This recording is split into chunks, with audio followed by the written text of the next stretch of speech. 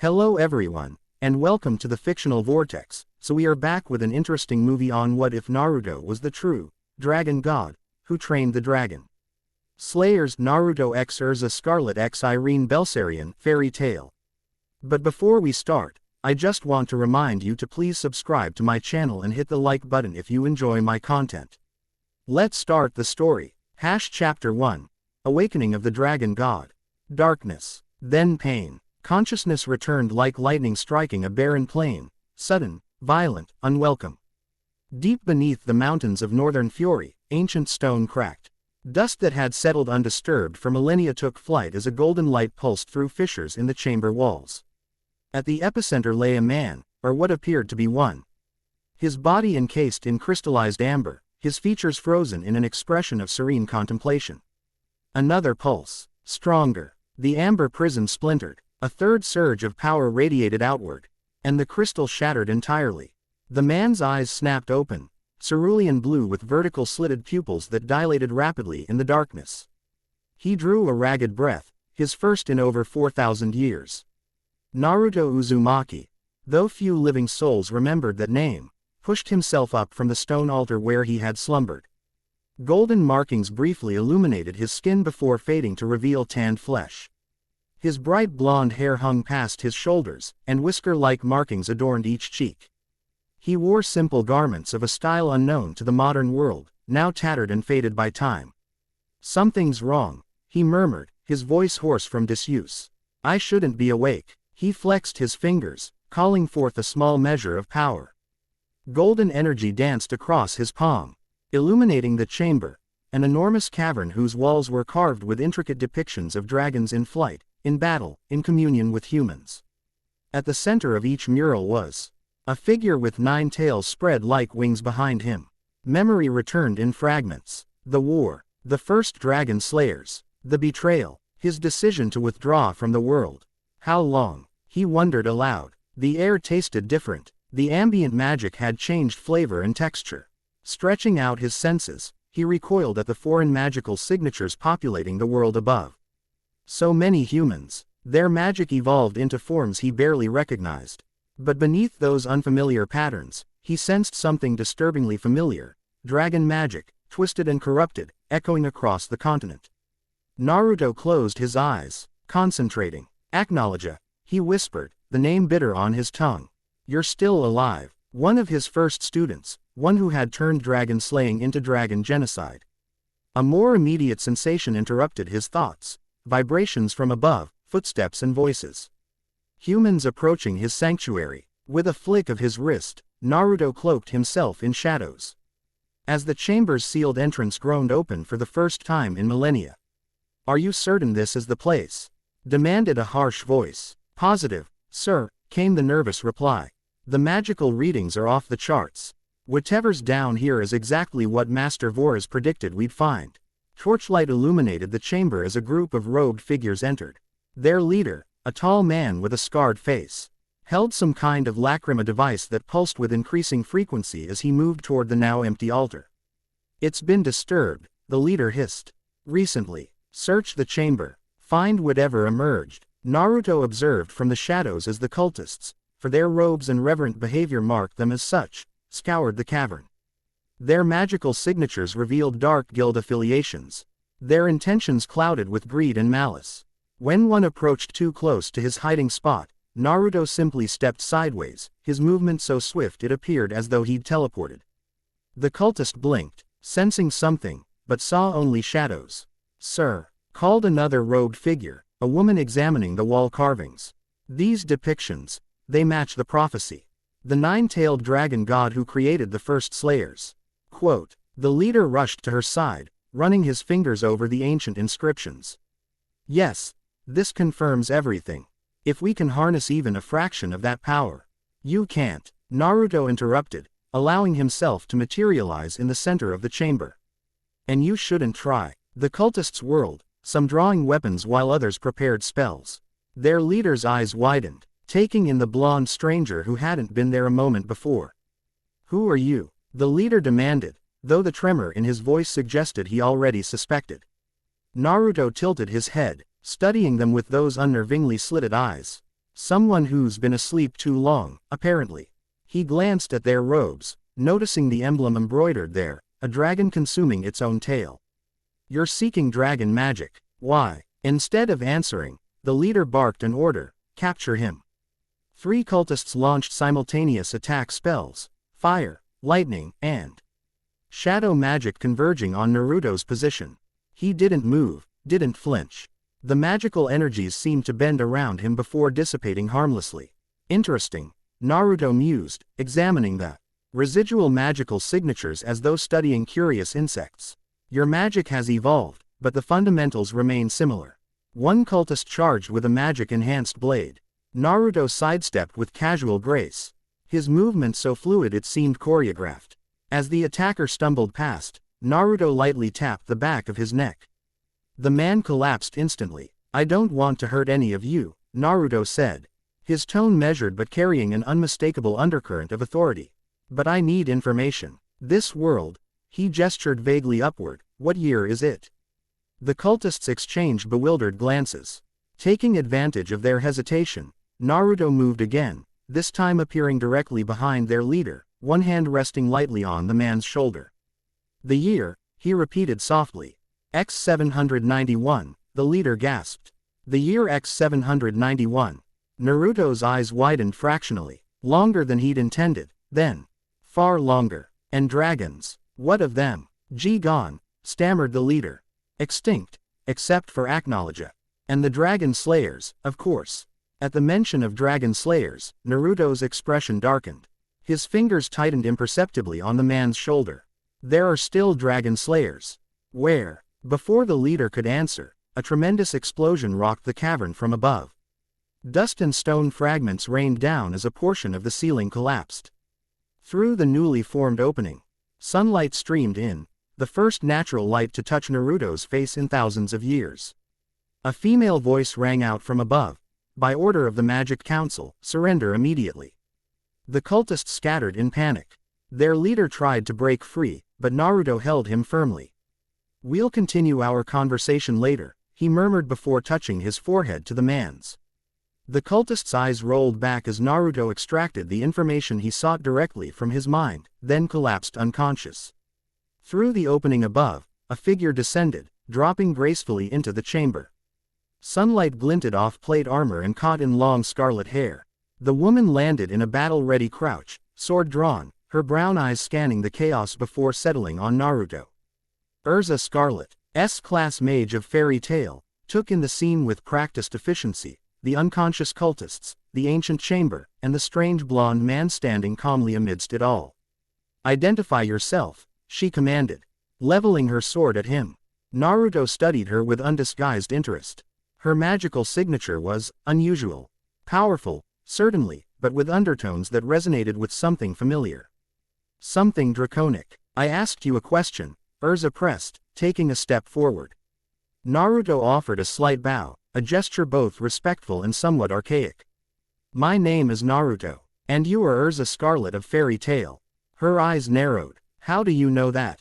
He tapped his temple. I borrowed the information from our unconscious friend here, along with some other interesting details. He glanced around at the fallen cultists.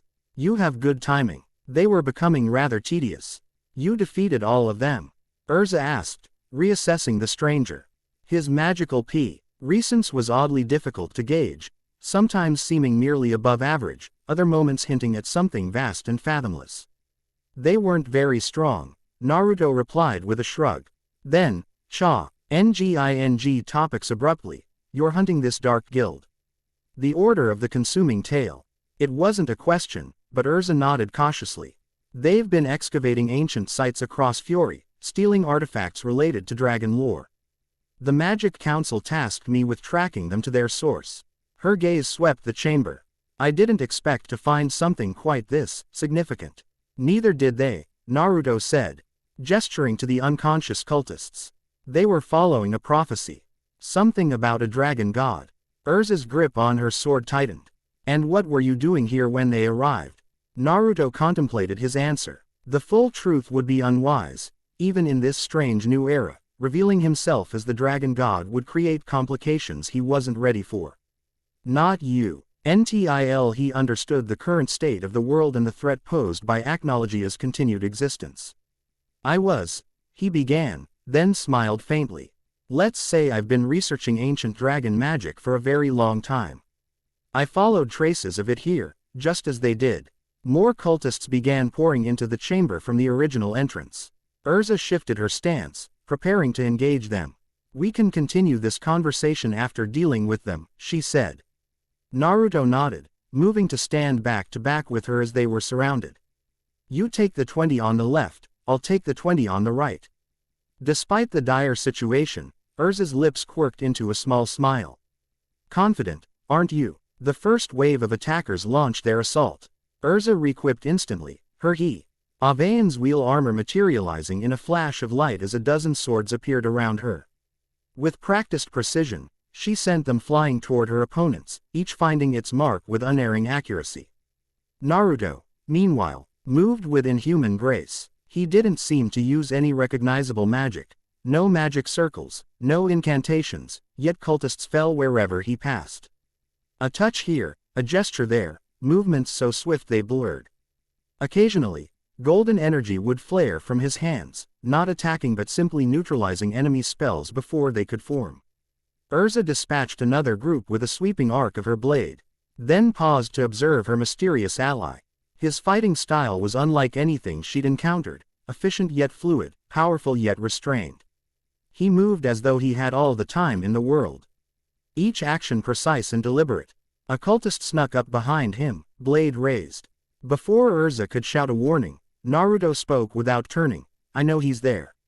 The attacker froze mid-strike.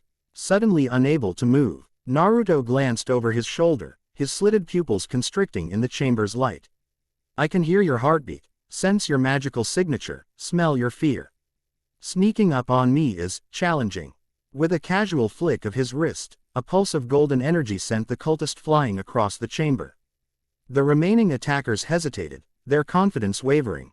Their hesitation proved costly as Erza capitalized on the opening, re-equipping into her flight armor and becoming a blur of motion, incapacitating half a dozen cultists in seconds. Their leader is escaping, Naruto called out, pointing to a figure fleeing through a side passage Erza hadn't noticed before. He's mine, Erza declared, re-equipping again into her black wing armor for increased speed. Be careful, Naruto warned. He's different from the others. His magic has been augmented somehow. She acknowledged the warning with a nod before pursuing the fleeing figure. The passage twisted upward, eventually emerging onto a forested mountainside bathed in late afternoon sunlight. Erza spotted the cult leader ahead, drawing a strange artifact from his robes, a lacrima that pulsed with sickly purple energy. Stop, she commanded, closing the distance between them. The leader turned, his scarred face contorted with desperate rage. You're too late, Titania. The awakening has begun. He thrust the lacrima skyward. Come forth, servants of the consuming tail. The lacrima shattered, releasing a wave of corrupted magical energy that swept across the mountainside. The ground trembled as dozens of magic circles appeared, summoning creatures that resembled dragons, but wrong somehow, twisted parodies with scales of black crystal and eyes that burned with purple flame. Dragon constructs, Erza breathed, recognizing them from ancient texts she'd studied during her research into the cult. Magical creations designed to mimic dragons but lacking their true power and majesty. Still, there were at least 20 of them, each the size of a large horse, their crystalline claws scoring deep gouges in the earth as they advanced toward her. Kill her, the cult leader commanded, his voice reaching a fanatical pitch. Kill her and bring me the awakened one. Erza raised her sword, ready to face this new threat, when a presence materialized beside her. Naruto stood calmly, studying the constructs with an expression of mild disappointment. These aren't dragons, he said, his tone almost offended.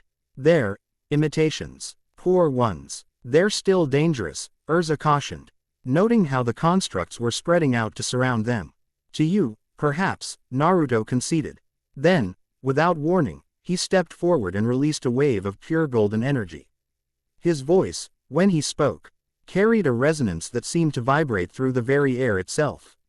False dragons born of false magic, return to the nothingness from which you were spawned. The constructs froze, Cracks appeared across their crystalline bodies, golden light seeping through the fissures. One by one, they shattered into countless fragments that dissolved into motes of light before they hit the ground. The cult leader stared in horror. Impossible. Those constructs were empowered by magic stolen from a dragon's grave. Naruto finished for him, his eyes now glowing with inner light. Did you think that would work in my presence? The man fell to his knees. You really are the dragon god. Erza glanced sharply at Naruto, but his expression revealed nothing. He approached the kneeling cultist with measured steps. Your order seeks dragon magic for what purpose? He demanded. To prepare the way, the man stammered. For the new dragon era. When Acknowledge devours all magic and becomes the one true dragon deity. Naruto's eyes flashed dangerously. Acknowledge is no deity. He's a mistake. My mistake. This last part he murmured so quietly that only he could hear. With a swift motion, he touched the cult leader's forehead. The man's eyes rolled back as he collapsed, unconscious like his followers below. Erza re-equipped back to her standard armor, regarding Naruto with newfound wariness. Who are you really? What did he mean, calling you the dragon god? Naruto turned to her, the glow fading from his eyes. The ravings of a cultist. Nothing more. He glanced around at the mountain landscape, taking in the vista of a world he hadn't seen in millennia. This is fury, yes. I've been away for some time. Away where? Erza pressed. And how did you defeat those constructs with such ease? That magic wasn't like any I've encountered. A genuine smile crossed Naruto's features, softening them. You ask many questions, Erza Scarlet. Perhaps I'll answer some, in time. He looked back toward the cavern entrance. For now, shouldn't we secure these cultists for your magic council? Erza studied him for a long moment, her tactical mind weighing options. This Naruto was clearly powerful, potentially dangerous, yet he had fought alongside her without hesitation. The fact that the cult leader had called him Dragon God was concerning. But he hadn't acknowledged the title. Very well, she decided. Help me round them up, and then you're coming with me to Fairy Tail. Master Makarov will want to speak with you. Fairy Tail, Naruto repeated, tasting the unfamiliar name. According to the memories he'd extracted, it was a prominent wizard guild, and home to several dragon slayers. Yes, I think I'd like that. As they worked to restrain the cultists with magic sealing cuffs Erza had brought, she continued to observe her mysterious ally. His movements were too graceful, his magic too unfamiliar. And those eyes, vertical pupils that occasionally caught the light like a predator's.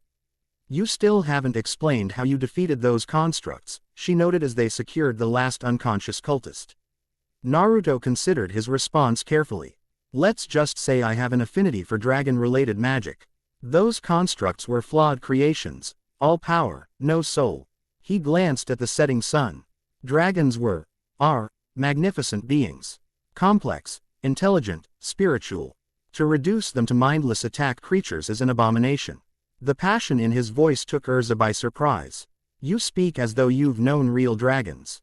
Perhaps I have, he said cryptically. Then, changing the subject, how far is Fairy Tail from here? A day's journey to Magnolia, Erza replied, producing a commune. Ication Lacrima to report their success to the Magic Council. We can leave as soon as the Rune Knights arrive to take custody of these cultists. Naruto nodded, gazing thoughtfully at the horizon. After 4,000 years of slumber, he had awakened to a world where dragons were nearly extinct, Acknowledge still threatened, and humans wielded magic in ways he barely recognized. And now he was dead to a guild housing dragon slayers, descendants of his first students, inheritors of the magic he had created. The irony wasn't lost on him. As twilight descended on the mountainside, Erza finished her communication and turned to find Naruto standing perfectly still, his face raised to catch the last rays of sunlight. For a moment, she thought she saw golden scales shimmer across his skin, but when she blinked, there was only a man, enigmatic, powerful, and carrying secrets as ancient as the mountain beneath their feet. The journey to Magnolia began at dawn the following day after the Rune Knights had taken custody of the cultists. Erza set a brisk pace through the forested foothills, occasionally glancing back to ensure her companion kept up. To her mild irritation, Naruto matched her stride effortlessly.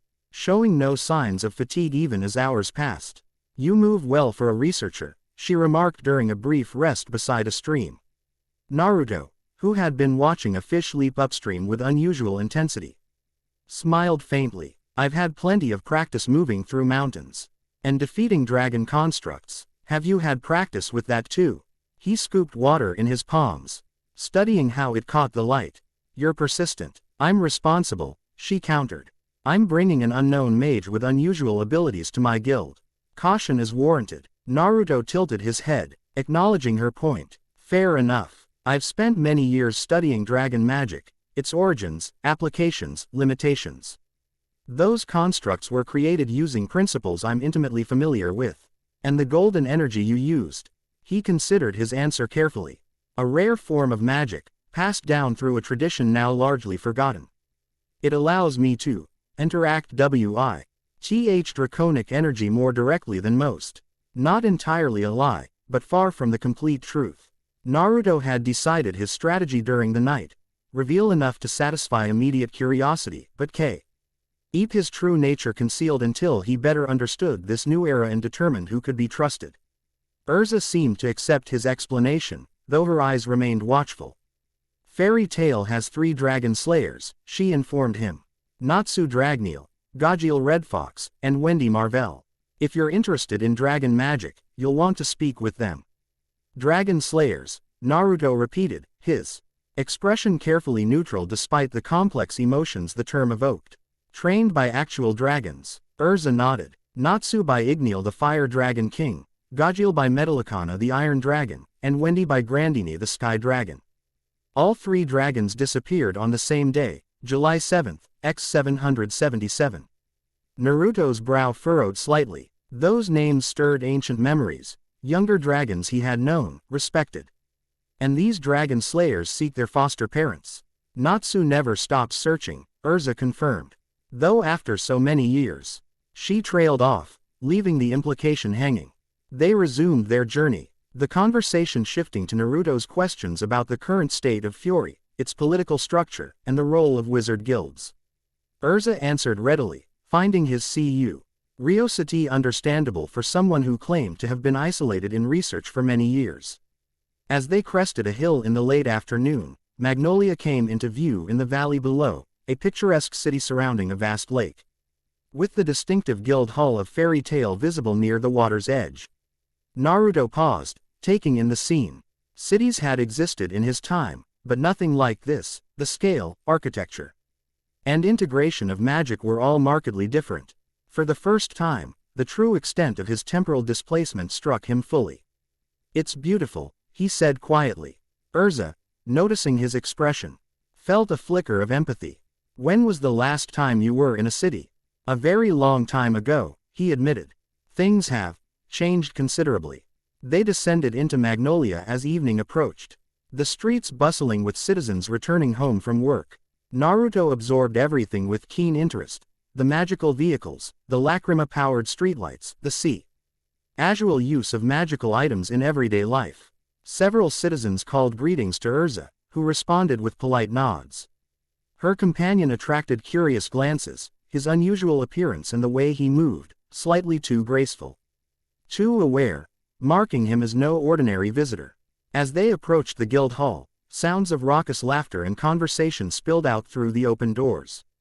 Naruto paused at the threshold, his enhanced senses nearly overwhelmed by the cacophony of voices, the mixture of magical signatures, and most significantly, the unmistakable presence of Dragon Slayer magic. "Is something wrong?" Erza asked, noting his hesitation. Naruto composed himself. "No, just preparing." She led him inside, where dozens of guild members were engaged in various activities, drinking, chatting, examining job requests posted on a bulletin board.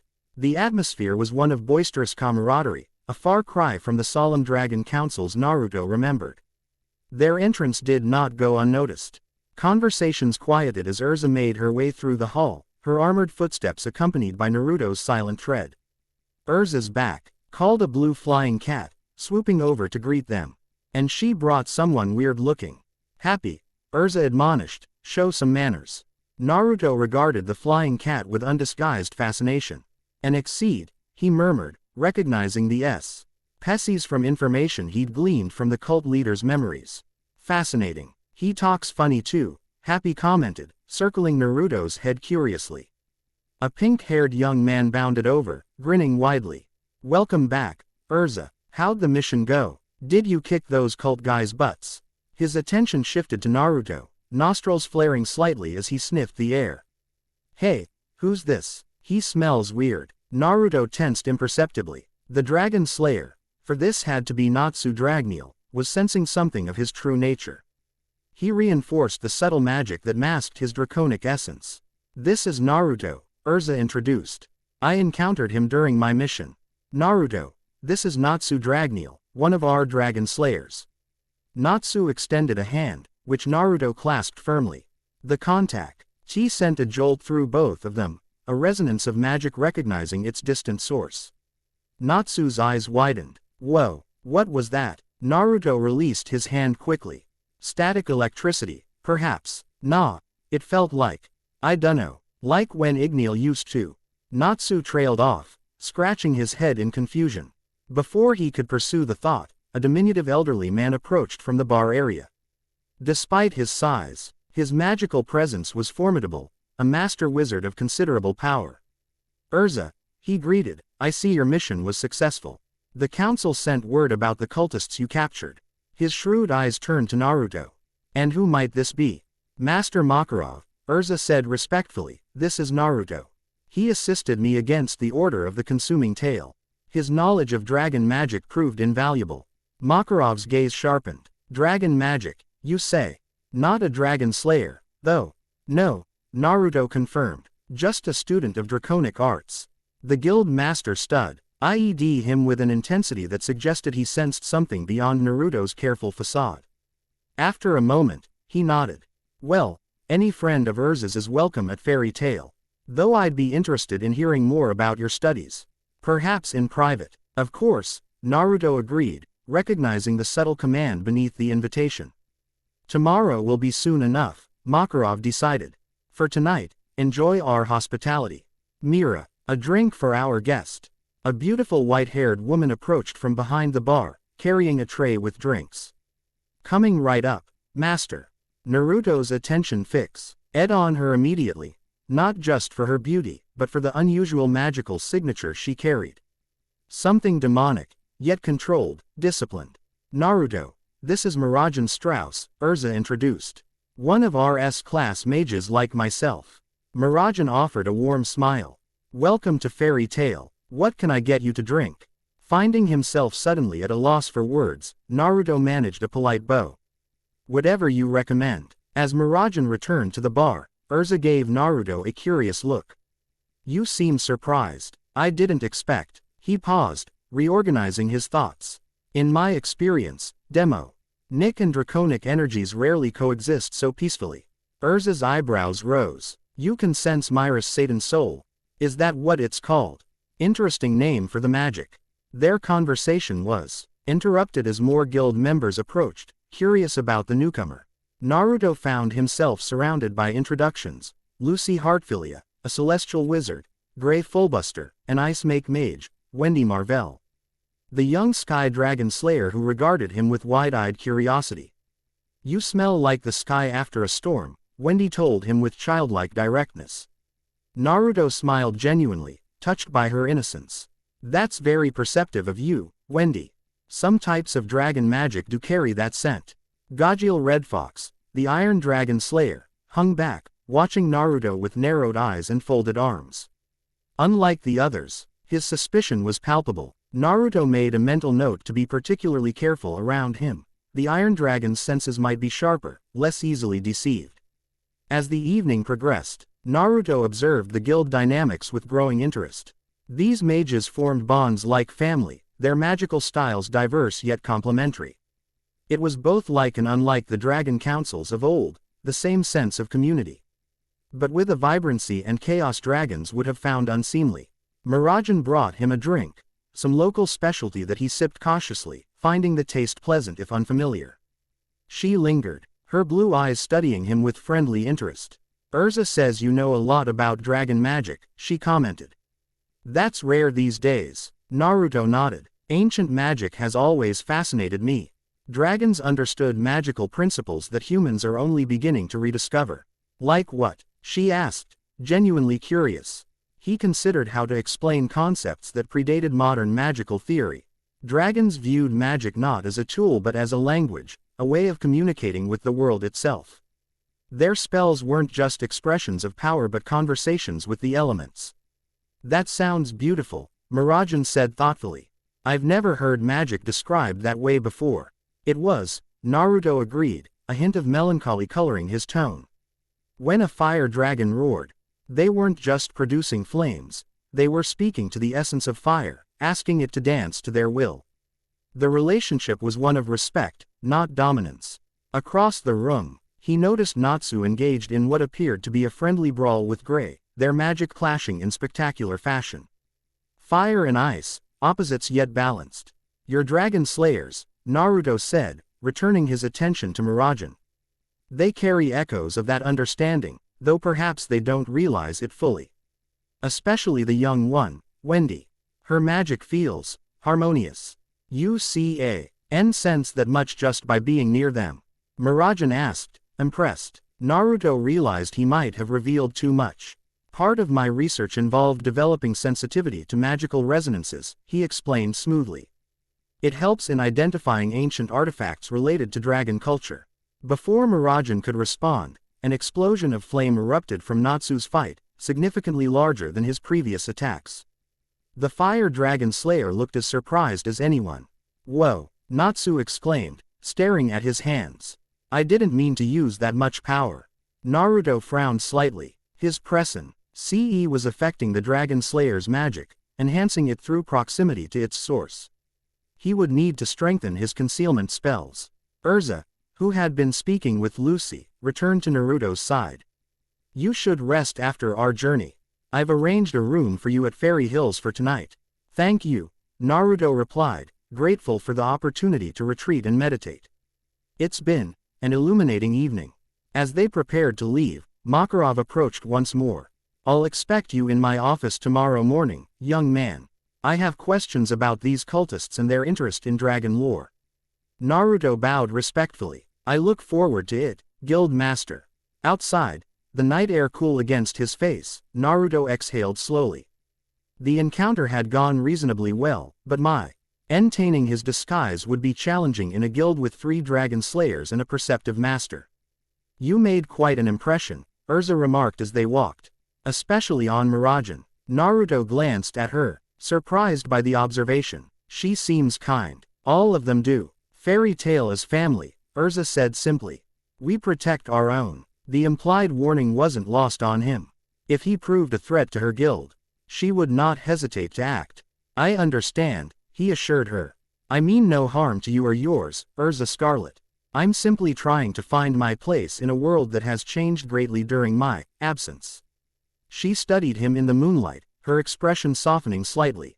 Everyone deserves a chance to find their path.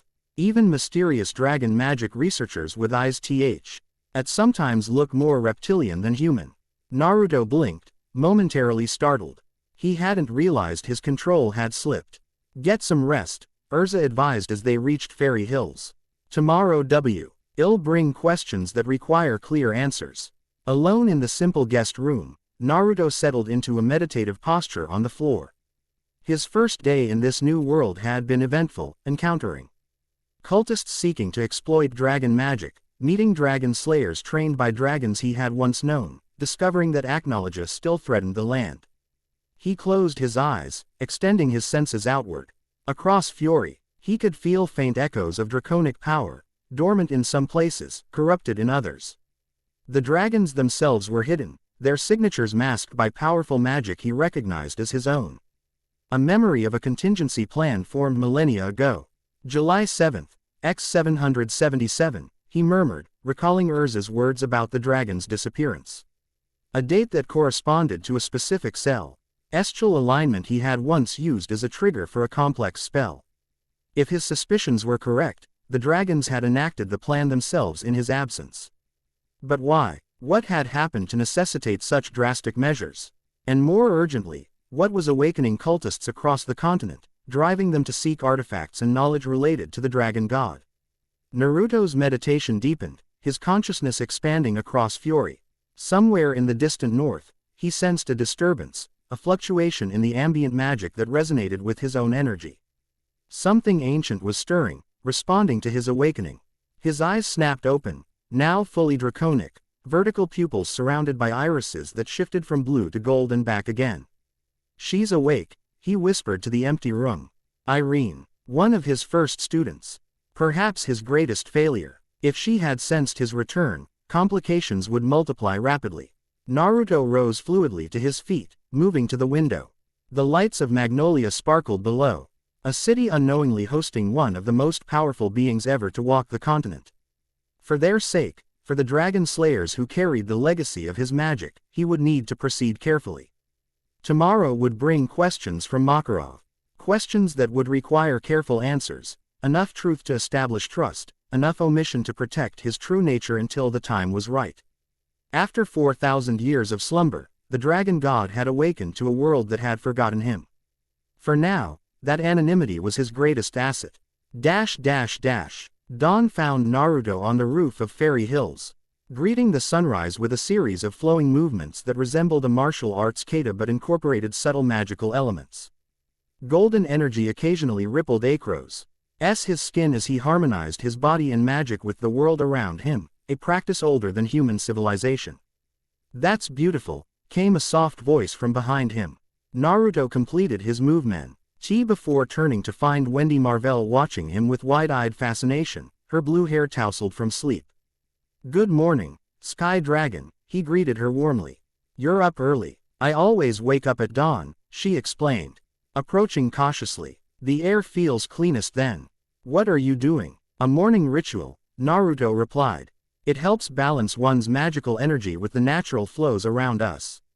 "Can you teach me?" Wendy asked eagerly, then blushed. "Sorry, that was rude. We barely know each other." Naruto smiled, touched by her enthusiasm. "Not rude at all. The sharing of knowledge is a worthy pursuit." He gestured for her to stand beside him. "First, feel the air moving around you, not just with your skin, but with your magic." Wendy closed her eyes in concentration, her expression becoming serene as she extended her senses. "Good," Naruto encouraged. "Now, match your breathing to the rhythm you feel." In dragon magic, synchronization precedes manipulation. She followed his instruction perfectly, her inherent affinity for sky magic making the exercise natural for her. As they moved through several simple forms together, Naruto observed how her magical signature responded, pure, adaptable. Remarkably similar to Grandini's own energy. "You were taught well," he commented as they finished. Grandini was always the most meticulous of the sky dragons. Wendy's eyes flew open. "You knew Grandini." Naruto inwardly cursed his slip. "I've studied accounts of all the great dragons," he recovered smoothly. Her teaching methods were well documented in certain ancient texts. The young dragon slayer seemed to accept this explanation, though disappointment flickered across her features. "I thought maybe," she trailed off, then brightened. "Do these texts say anything about where she might have gone?" The hope in her eyes made refusing difficult, but Naruto knew better than to build false expectations. "Unfortunately not. Dragon movements were rarely predictable, even to scholars." "Oh." Wendy's shoulders slumped slightly before she rallied. "Well, thank you for teaching me. The ritual made my magic feel clearer somehow." "That's its purpose," Naruto confirmed. "With practice, you'll find your spells becoming more efficient, requiring less energy for the same effect." They descended from the roof together, finding Erza waiting in the common area. Already in her standard armor despite the early hour. "I see you've met Wendy," she observed. "I hope she wasn't bothering you." "Not at all," Naruto assured her. "She's an exceptionally talented young mage." Wendy blushed at the praise. "I should go find Carla. She'll worry if I'm not there when she wakes up." With a quick bow to both adults, she hurried away. "You're good with children," Erza noted as they began walking toward the guild hall. Naruto considered this. Children are often more perceptive than adults. They see the world as it is, not as they expect it to be. "A philosopher as well as a researcher," Erza remarked dryly. "When you study ancient civilizations long enough, Philosophy becomes inevitable, Naruto replied with a small smile. Dragons, particularly, were deeply philosophical beings. Quote, they continued in companionable silence, the streets of Magnolia quiet in the early morning. Naruto noticed how citizens greeted Erza with a mixture of respect, court and affection. She was clearly a valued member of the community as well as the guild. You mentioned yesterday that fairy tale is like family, he said eventually. That's a concept dragons understood well. Their flights were bonded by more than convenience or shared territory. You speak of them as if they were more than just powerful magical creatures, Erza observed. They were, Naruto confirmed. Intelligent, emotional, cultural. Human myths often reduce them to beasts or monsters, but they were civilized long before humans learned to build cities. You sound like you miss them, Erza said, watching him closely. Naruto realized he'd let sentiment color his tone. I suppose I do, in a way. The world was more balanced when dragons and humans coexisted peacefully. According to history, such periods were rare and brief, Erza pointed out. History is written by the survivors, Naruto countered gently. And humans survive in greater numbers. They arrived at the guild hall, which stood quiet and nearly empty at this hour. Only Miragen was present, preparing the bar for the day ahead. She greeted them with a warm smile that brightened noticeably when she saw Naruto. You're both early. Can I get you breakfast? While Erza requested her usual, Naruto found himself again at a loss. Whatever is traditional here would be appreciated. As Miragen busied herself in the kitchen, Erza led Naruto to Master Makarov's office on the second floor. The guild master was already at his desk, reviewing documents with a furrowed brow. Ah, Erza, Naruto. Good morning. Makarov set aside his paperwork. Please, sit down. Once they were seated, Makarov's expression grew serious. Now then, young man. I think it's time you told us exactly who you are and what you know about these cultists. Naruto met the guild master's gaze steadily. As I told Erza, my name is Naruto. I've dedicated many years to studying ancient magic, particularly that related to dragons. And your guild affiliation? Makarov prompted. I have none, Naruto replied truthfully. My research has required solitude. Makarov's eyes narrowed slightly. You possess considerable power for an independent researcher. Power that, according to Erza's report, was sufficient to neutralize multiple dragon constructs with a single spell. The constructs were flawed creations, Naruto explained. Their magic was borrowed, not innate. Against a true magical threat, my abilities would be more limited. I see. Makarov stroked his mustache thoughtfully. And what can you tell us about this order of the consuming tail? Here, Naruto could be more forthcoming. They're a cult dedicated to Aknologia. They believe his consumption of magical energy will eventually make him the sole magic. Al being in existence, a god who will remake the world in his image. That's troubling, Makarov murmured. What do they hope to gain from such an outcome? The usual delusion of cultists, that they'll be spared and rewarded for their devotion, Naruto replied with a hint of contempt. More practically, they seek to accelerate the process by awakening dormant dragon magic across Fury, creating more power for Aknologia to consume. Erza leaned forward. The artifacts they've been stealing. Components for ritual magic, Naruto confirmed. Fragments of dragon lacrima, scales from ancient burial sites, crystallized dragon breath. Individually harmless, but combined through specific rituals, they can create focal points that draw dormant dragon magic to the surface. Like the constructs they summoned, Erza realized. Naruto nodded. Those were merely a taste of what they hoped to achieve. Their ultimate goal would be to create a magic surge large enough to draw Aknologia himself. To what end? Makarov demanded. Surely they don't believe they can control him. Not control, Naruto corrected grimly. Worship. Feed. They believe that by offering him concentrated dragon magic, they'll gain his favor. He shook his head. They fundamentally misunderstand his nature. Aknologia consumes indiscriminately. He would devour them as readily as any other magical source. Makarov exchanged a troubled glance with Erza. How do you know so much about Aknologia's nature? Naruto had prepared for this question. My research included extensive study of the Dragon King festival and its aftermath. Aknologia's transformation from dragon slayer to dragon is well documented in certain obscure texts. Not entirely a lie, Such texts did exist, though Naruto's knowledge came from direct experience with acknowledge before his complete corruption. I see. Makarov didn't appear entirely convinced. And your presence at that particular site yesterday, just coincidence? Not entirely, Naruto admitted. I've been tracking magical disturbances similar to those Erza was investigating.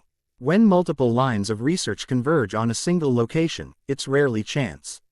The interrogation continued for nearly an hour. Makarov probing for inconsistencies while Erza observed silently. Naruto maintained his cover story with careful precision, mixing truth with plausible fabrications, revealing enough to satisfy immediate concerns while keeping his true nature concealed. Finally, Makarov leaned back in his chair. Well, Mr. Naruto, your knowledge could prove valuable in preventing T's cultists from achieving their goals. Would you consider working with Fairy Tail on this matter? The invitation, while expected, still required careful consideration. Proximity to the guild would make maintaining his disguise challenging, especially around the dragon slayers. However, it would also provide access to information and resources he needed. I would be honored, Naruto replied with a respectful inclination of his head. Though I should note that my research often requires travel to remote locations. Understandable, Makarov agreed. Consider yourself a temporary consultant to Fairy Tail. Erza will be your primary contact. He glanced at the re-equipped mage. I trust that arrangement is acceptable. Of course, Master, Erza agreed, though Naruto detected a hint of resignation in her tone. As they left Makarov's office, Murajan approached with a tray bearing their breakfast. Perfect timing. I was just about to bring these up. They settled at a table in the still quiet guild hall. Naruto examined his meal curiously, some kind of egg dish with vegetables and cheese, accompanied by bread and a beverage that smelled of roasted beans. Coffee, Erza explained, noting his puzzled expression. You don't drink it. It's been some time since I've had the opportunity, Naruto replied diplomatically, taking a cautious sip. The bitter, complex flavor was not unpleasant, just unfamiliar. Murajan watched his reaction with amusement. Not to your taste. I can bring tea instead. No, this is fine, he assured her. Just stronger than I expected. As they ate, Naruto considered his next steps. The cultists they'd captured represented only one cell of a larger organization. To truly understand the threat, he would need to locate other cells and determine their progress in awakening dormant dragon magic. What are you thinking? Erza asked, noting his distant expression. That we should examine the artifacts those cultists had collected, Naruto replied. They might reveal the locations of other cells or ritual sites. The Rune Knights confiscated everything, Erza informed him. But I can request access for our investigation.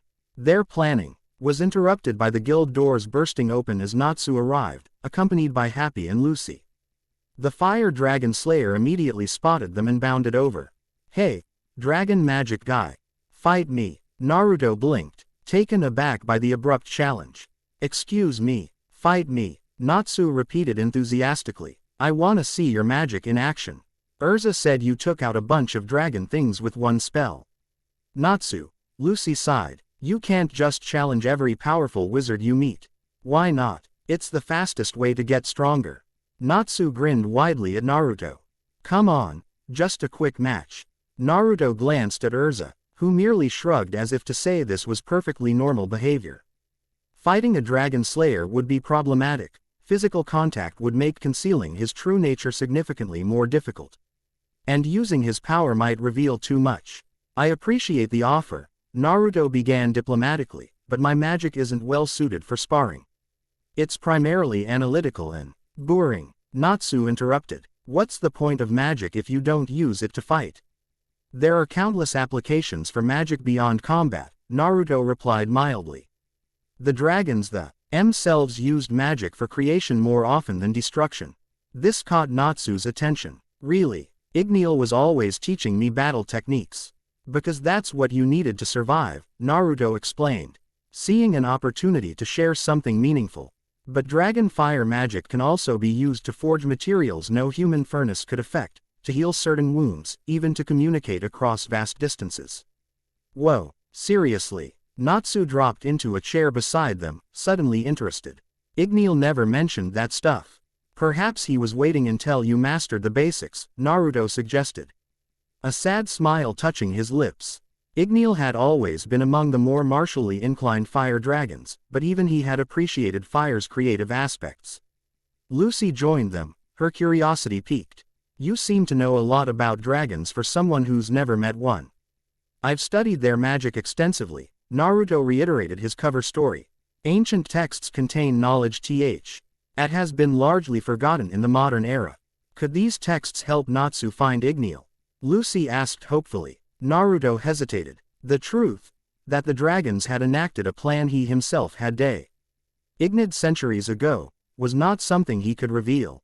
Yet offering false hope would be cruel. The texts I've studied suggest that when dragons choose to disappear, they do so with purpose, he said carefully. If Igneel left on July 7th, X777, along with the other dragons, it was likely part of a coordinated plan. A plan for what? Natsu demanded, leaning forward intently. That, unfortunately, I don't know, Naruto admitted. Dragon motives were often complex and far-reaching. But I doubt it was abandonment, Natsu. No dragon would invest years in raising a human child only to abandon them without reason. The fire dragon slayer absorbed this, his usual boundless energy temporarily subdued. So you think he's coming back someday? I think, Naruto said gently, that when you understand why he left, you'll also understand what must happen for him to return. Natsu nodded slowly, then abruptly stood. Right, then I've gotta keep getting stronger so I'm ready when that happens. His characteristic grin returned. Which brings me back to my original point, fight me. Naruto couldn't help but chuckle at the young dragon slayer's persistence. Perhaps another time. Right now, Erza and I have cultists to investigate. Quote, cultists. Lucy's eyes widened. What kind of cultists? Erza briefly explained their encounter with the Order of the Consuming Tail, while Naruto observed Natsu's reaction. The dragon slayer's expression darkened at the mention of Aknologia. So these guys are trying to help that monster. Natsu growled, flames briefly flickering around his fists. Count me in on stopping them. Your assistance may indeed be valuable, Naruto acknowledged. Particularly if we encounter more dragon constructs. Then it's settled, Natsu declared. Team Natsu is on the case. As the guild hall gradually filled with members arriving for the day, Naruto found himself introduced to more of Fairy Tail's diverse roster, Elfman with his enthusiastic declarations about manliness, Levi with her scholarly interest in his knowledge of ancient languages, Kana with her offers of alcohol despite the early hour. Through it all, Naruto maintained his pleasant, somewhat scholarly persona while inwardly cataloging magical signatures and potential allies. This guild, with its powerful mages and dragon slayers, could be crucial in confronting the dual threats of Aknol, Ogia and the cult seeking to empower him. By midday, a plan had formed. Erza would request the confiscated cult artifacts from the Magic Council, while Naruto would examine maps of Fury for Potentia. Ritual sites based on patterns of dragon activity from the ancient era. Team Natsu would accompany them on the subsequent investigation, providing both magical firepower and dragon slayer senses to detect draconic energies. As the planning session concluded, a communication lacrima on the bar counter activated, displaying the stern face of a Rune Knight captain. Fairy Tail Guild, we have an emergency situation requiring immediate response. The captain announced. A dark guild matching the description of the Order of the Consuming Tail has been spotted at the ancient ruins near Onibus. EY appear to be conducting some kind of ritual. We request immediate assistance from Wizard Saint Makarov or S-class mages. Erza stepped forward. This is Erza Scarlet. Master Makarov is currently meeting with the council. I can lead a response team immediately. Acknowledged. Titania, we'll coordinate with your team on site. The situation is time-sensitive. Our scouts report the ritual is already underway. As the communication ended, Erza turned to Naruto. It seems our investigation has found us instead. Naruto nodded grimly. The Onibus ruins contain a dormant dragon lacrima from the mid-draconic era. If they've found a way to activate it, then we don't have time to waste, Erza concluded. Natsu, Lucy, Gray, Wendy, gear up for immediate departure. Naruto, you're with us as our dragon magic expert. As the team hurriedly prepared, Naruto gazed northward through the guild windows. The timing was too convenient, coming immediately after his awakening and initial contact with Fairy Tail. Either the cult was reacting to his emergence, or someone, was orchestrating events to draw him out. Either possibility suggested complications ahead. But for now, Naruto would play the role of helpful expert while assessing the true scale of the threat, both from the cult and from whoever might be pulling their strings. Erza approached, now equipped for battle. Ready, Naruto nodded, his eyes momentarily flashing golden in anticipation. Ready, whatever awaited them at the Onabus ruins, the dragon god would face it alongside his unwitting descendants, the inheritors of magic he had created millennia ago. Now allies in a struggle they didn't fully understand. The irony wasn't lost on him, but neither was the responsibility. These humans, these dragon slayers, carried his legacy. Protecting them and guiding them toward the truth would be his priority, even if that truth eventually included revealing exactly what he was. Let's go, he said simply, following Erza toward whatever destiny awaited. Chapter 1 End. Chapter 2. Legends Among Fairies. Sunrise painted Magnolia's horizon in shades of amber and gold as Naruto stood atop Fairy Tail's highest tower. 3 days had passed since the confrontation at Onabus ruins, a skirmish that had ended with the cultists scattering like leaves before a storm when Naruto neutralized their ritual. While Team Natsu had pursued fleeing cult members, he had methodically dismantled the magical array they'd constructed around the dormant dragon Lacrima. The memory of Erza's expression afterward lingered in his mind. Her shrewd eyes had tracked his movements as he'd manipulated ancient sigils with the ease of someone reading their native tongue. She hadn't questioned him then, but her suspicion was evident. Below him, the guild stirred to life. His enhanced hearing caught Mirajan's humming as she prepared the bar, Makarov's shuffling footsteps in his office, Natsu's boisterous arrival through the front doors. "I know you're there," Naruto said without turning. Gajiel Red Fox emerged from the shadows of a nearby chimney, arms crossed over his chest. Unlike the other dragon slayers, who had accepted Naruto's presence with varying degrees of enthusiasm, the Iron Dragon Slayer had maintained a wary distance. "Didn't think I was hiding," Gajiel replied gruffly. "Just wondering what you find so interesting about rooftops." "Perspective," Naruto answered, finally turning to face him. "The world looks different from above." Gajiel's crimson eyes narrowed. "You know what's funny? You talk like Metallicana sometimes. All cryptic and annoying." Naruto allowed himself a small smile. "I'll take that as a compliment. Iron dragons were known for their straightforward wisdom." "There you go again," Gajiel growled. "Acting like you knew them personally." "I've studied them extensively," Naruto repeated his now standard response. "Yeah, that's what you keep saying." Gajiel stepped closer, the morning light glinting off his metal studs. "But every time you're near, my magic feels different. Stronger, but also like it's responding to something." His expression hardened. "Natsu and Wendy feel it too. Though the kid's too polite to say anything." Naruto maintained his composure, though inwardly he cursed his carelessness. The dragon slayers were more sensitive to his presence than he'd anticipated. His concealment magic needed refinement. "Dragon Slayer magic is responsive to resonant energies," he explained carefully. "My research has involved extensive exposure to draconic artifacts. Some residual energy may have attached itself to me." Gajiel snorted. "That's a convenient explanation, but not an impossible one," Naruto countered mildly. They regarded each other in silence for a moment, the tension palpable. Finally, Gajiel turned to leave. "I'm watching you," he stated flatly. "Don't know what game you're playing, but if it puts this guild in danger." "It won't," Naruto interrupted, his tone suddenly carrying an undercurrent of authority that made Gajiel stiffen. "Fairy Tail's safety is as much my concern as yours, Gajiel Red Fox." The Iron Dragon Slayer glanced back, momentarily disoriented by the shift in Naruto's demeanor. Before he could respond, the blonde's expression had returned to its usual serene attentiveness. "Better get down there," Naruto suggested, nodding toward the guild below. "I believe Levi was looking for you earlier." Gajiel's scowl deepened, but he departed without further comment, jumping from the tower with dragon-enhanced agility.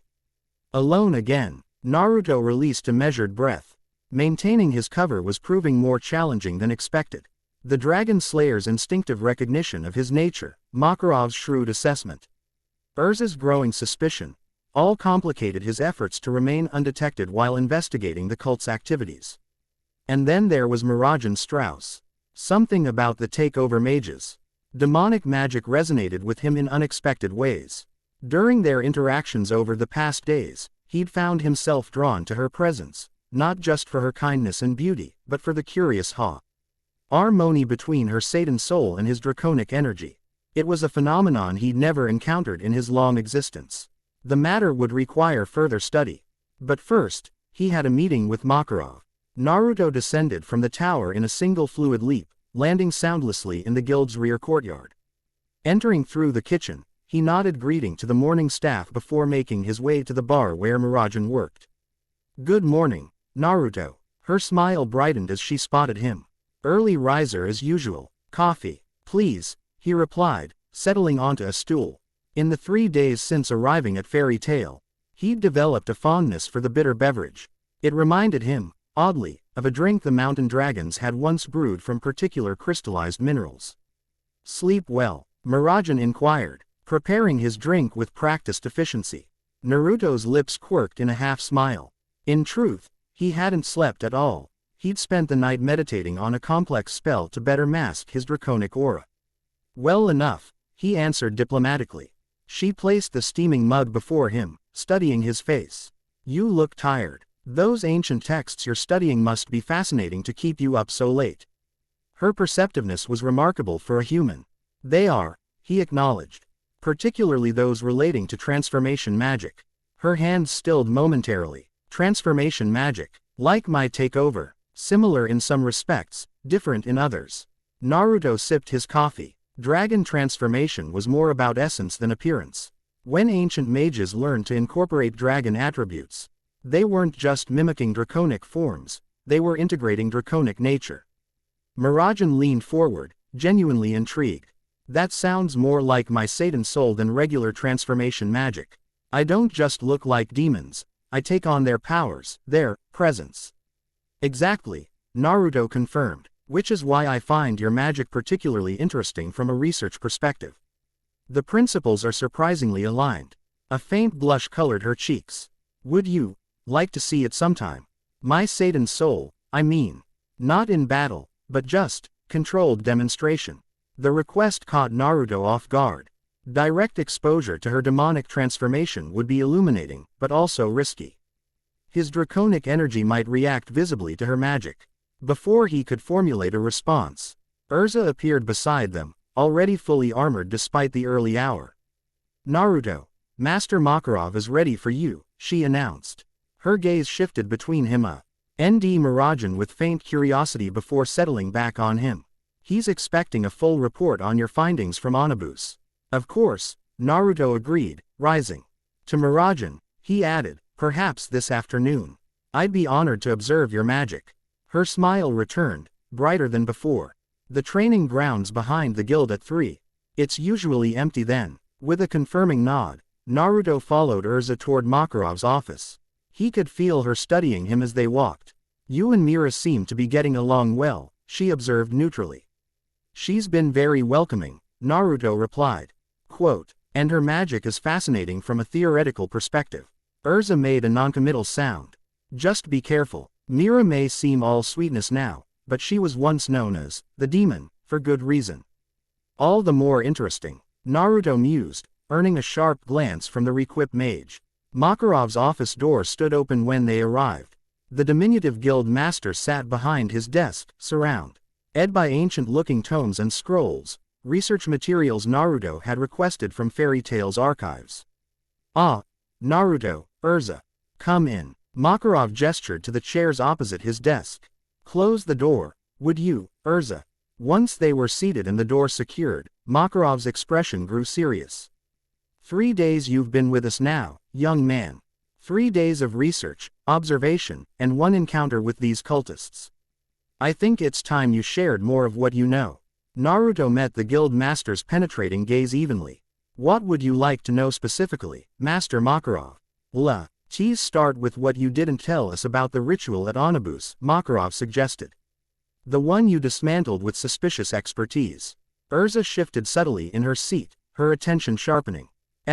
He had witnessed Naruto's methodical deconstruction of the magical array, a process that should have taken hours compressed into minutes by his practiced hands. Naruto considered his options carefully. Limited disclosure might satisfy Makarov's immediate concerns while maintaining his broader concealment. The ritual was designed to activate the dormant dragon lacrima using blood sacrifices, he explained. Had it succeeded, it would have created a magical beacon visible to any draconic entity within a 1,000-mile radius. Including Acnologia, Erza surmised grimly. Precisely, Naruto confirmed. Though whether that was their intent or merely a side effect of another goal, I cannot say with certainty. And you recognized this ritual how, exactly?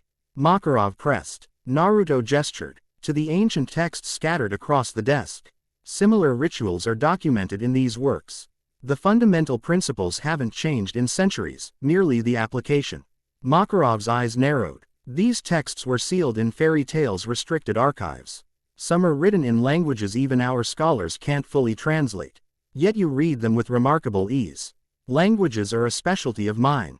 Naruto replied smoothly. Particularly those related to draconic cultures. Makarov stroked his mustache thoughtfully. And this specialty, where did you acquire it? You've been vague about your background. Mentioning research but never explaining where or with whom you studied. The moment had arrived for a calculated revelation. Enough truth to establish trust, not enough to expose his full nature. I was raised in an isolated community of magical scholars, Naruto began, crafting his narrative carefully. From childhood, I was trained to preserve knowledge of ancient magical traditions. Particularly those involving dragons. When our sanctuary was destroyed many years ago, I became the last keeper of certain traditions. Destroyed how? Erza inquired softly. A conflict involving dragon magic gone awry, Naruto answered, allowing genuine regret to color his tone. The details are painful to revisit. Makarov's expression softened slightly. And since then, you've wandered alone. Continuing your research. Essentially, Naruto confirmed. Until recent events suggested the knowledge I safeguard might be needed once more. These cultists, Erza concluded. They're using forgotten dragon magic. Corrupted versions of it, yes, Naruto affirmed. Magic meant for communion and twisted toward destruction and domination. Makarov exchanged a significant glance with Erza before addressing Naruto again. The Dragon Slayers sense something unusual about you. Particularly Gajeel, who has approached me with his concerns. I'm aware, Naruto acknowledged. My prolonged exposure to dragon artifacts has left a magical resonance that their senses detect. It's an occupational hazard of my research. Is that all it is? Makarov challenged, his gaze penetrating. Naruto met his eyes steadily. What else would it be, Master Makarov? The tension in the room stretched between them before Makarov sighed.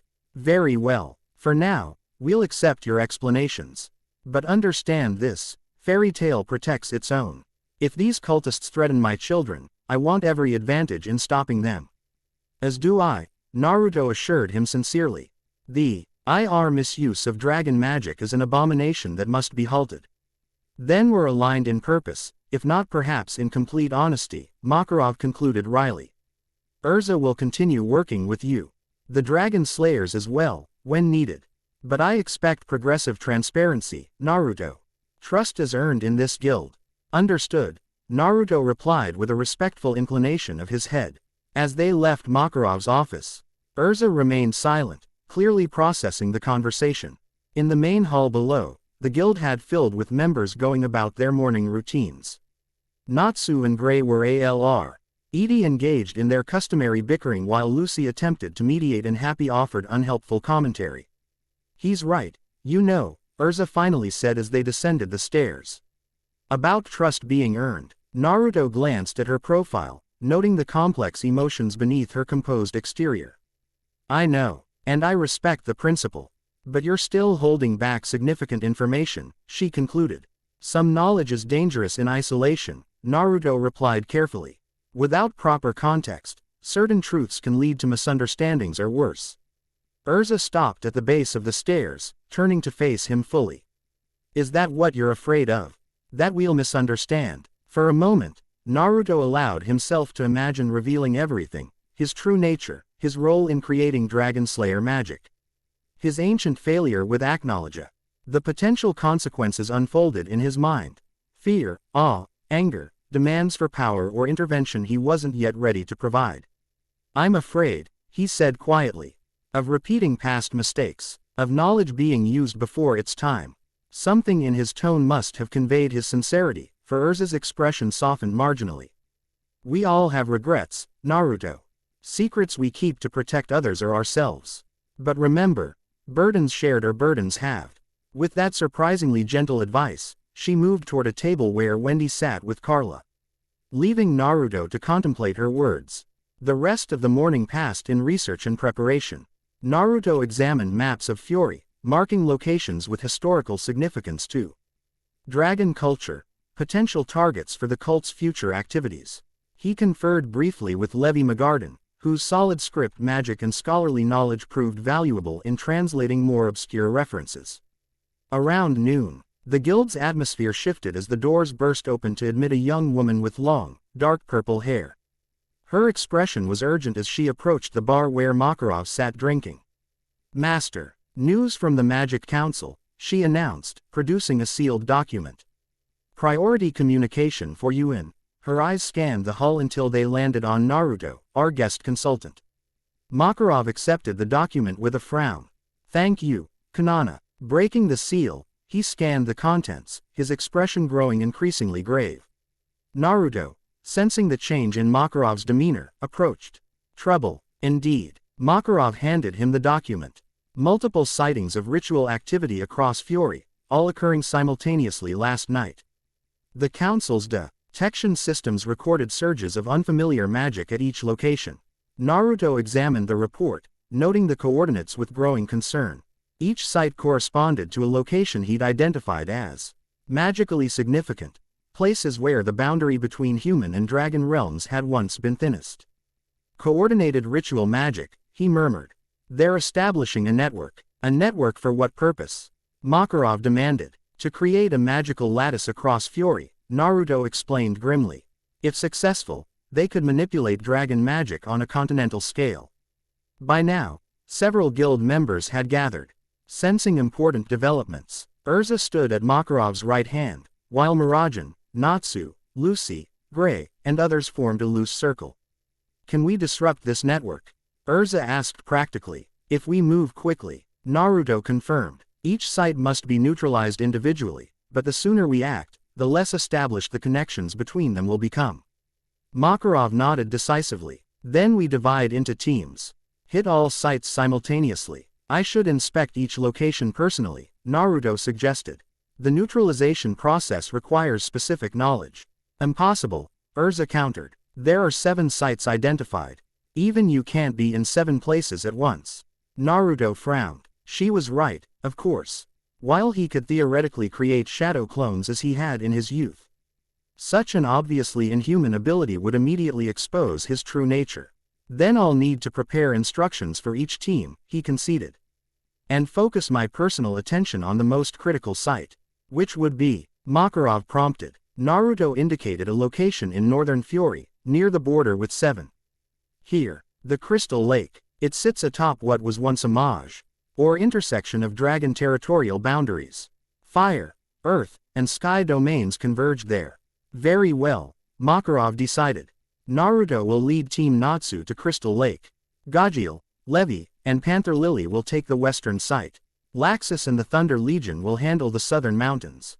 Kana, Elfman, and Lizana will cover the eastern forest.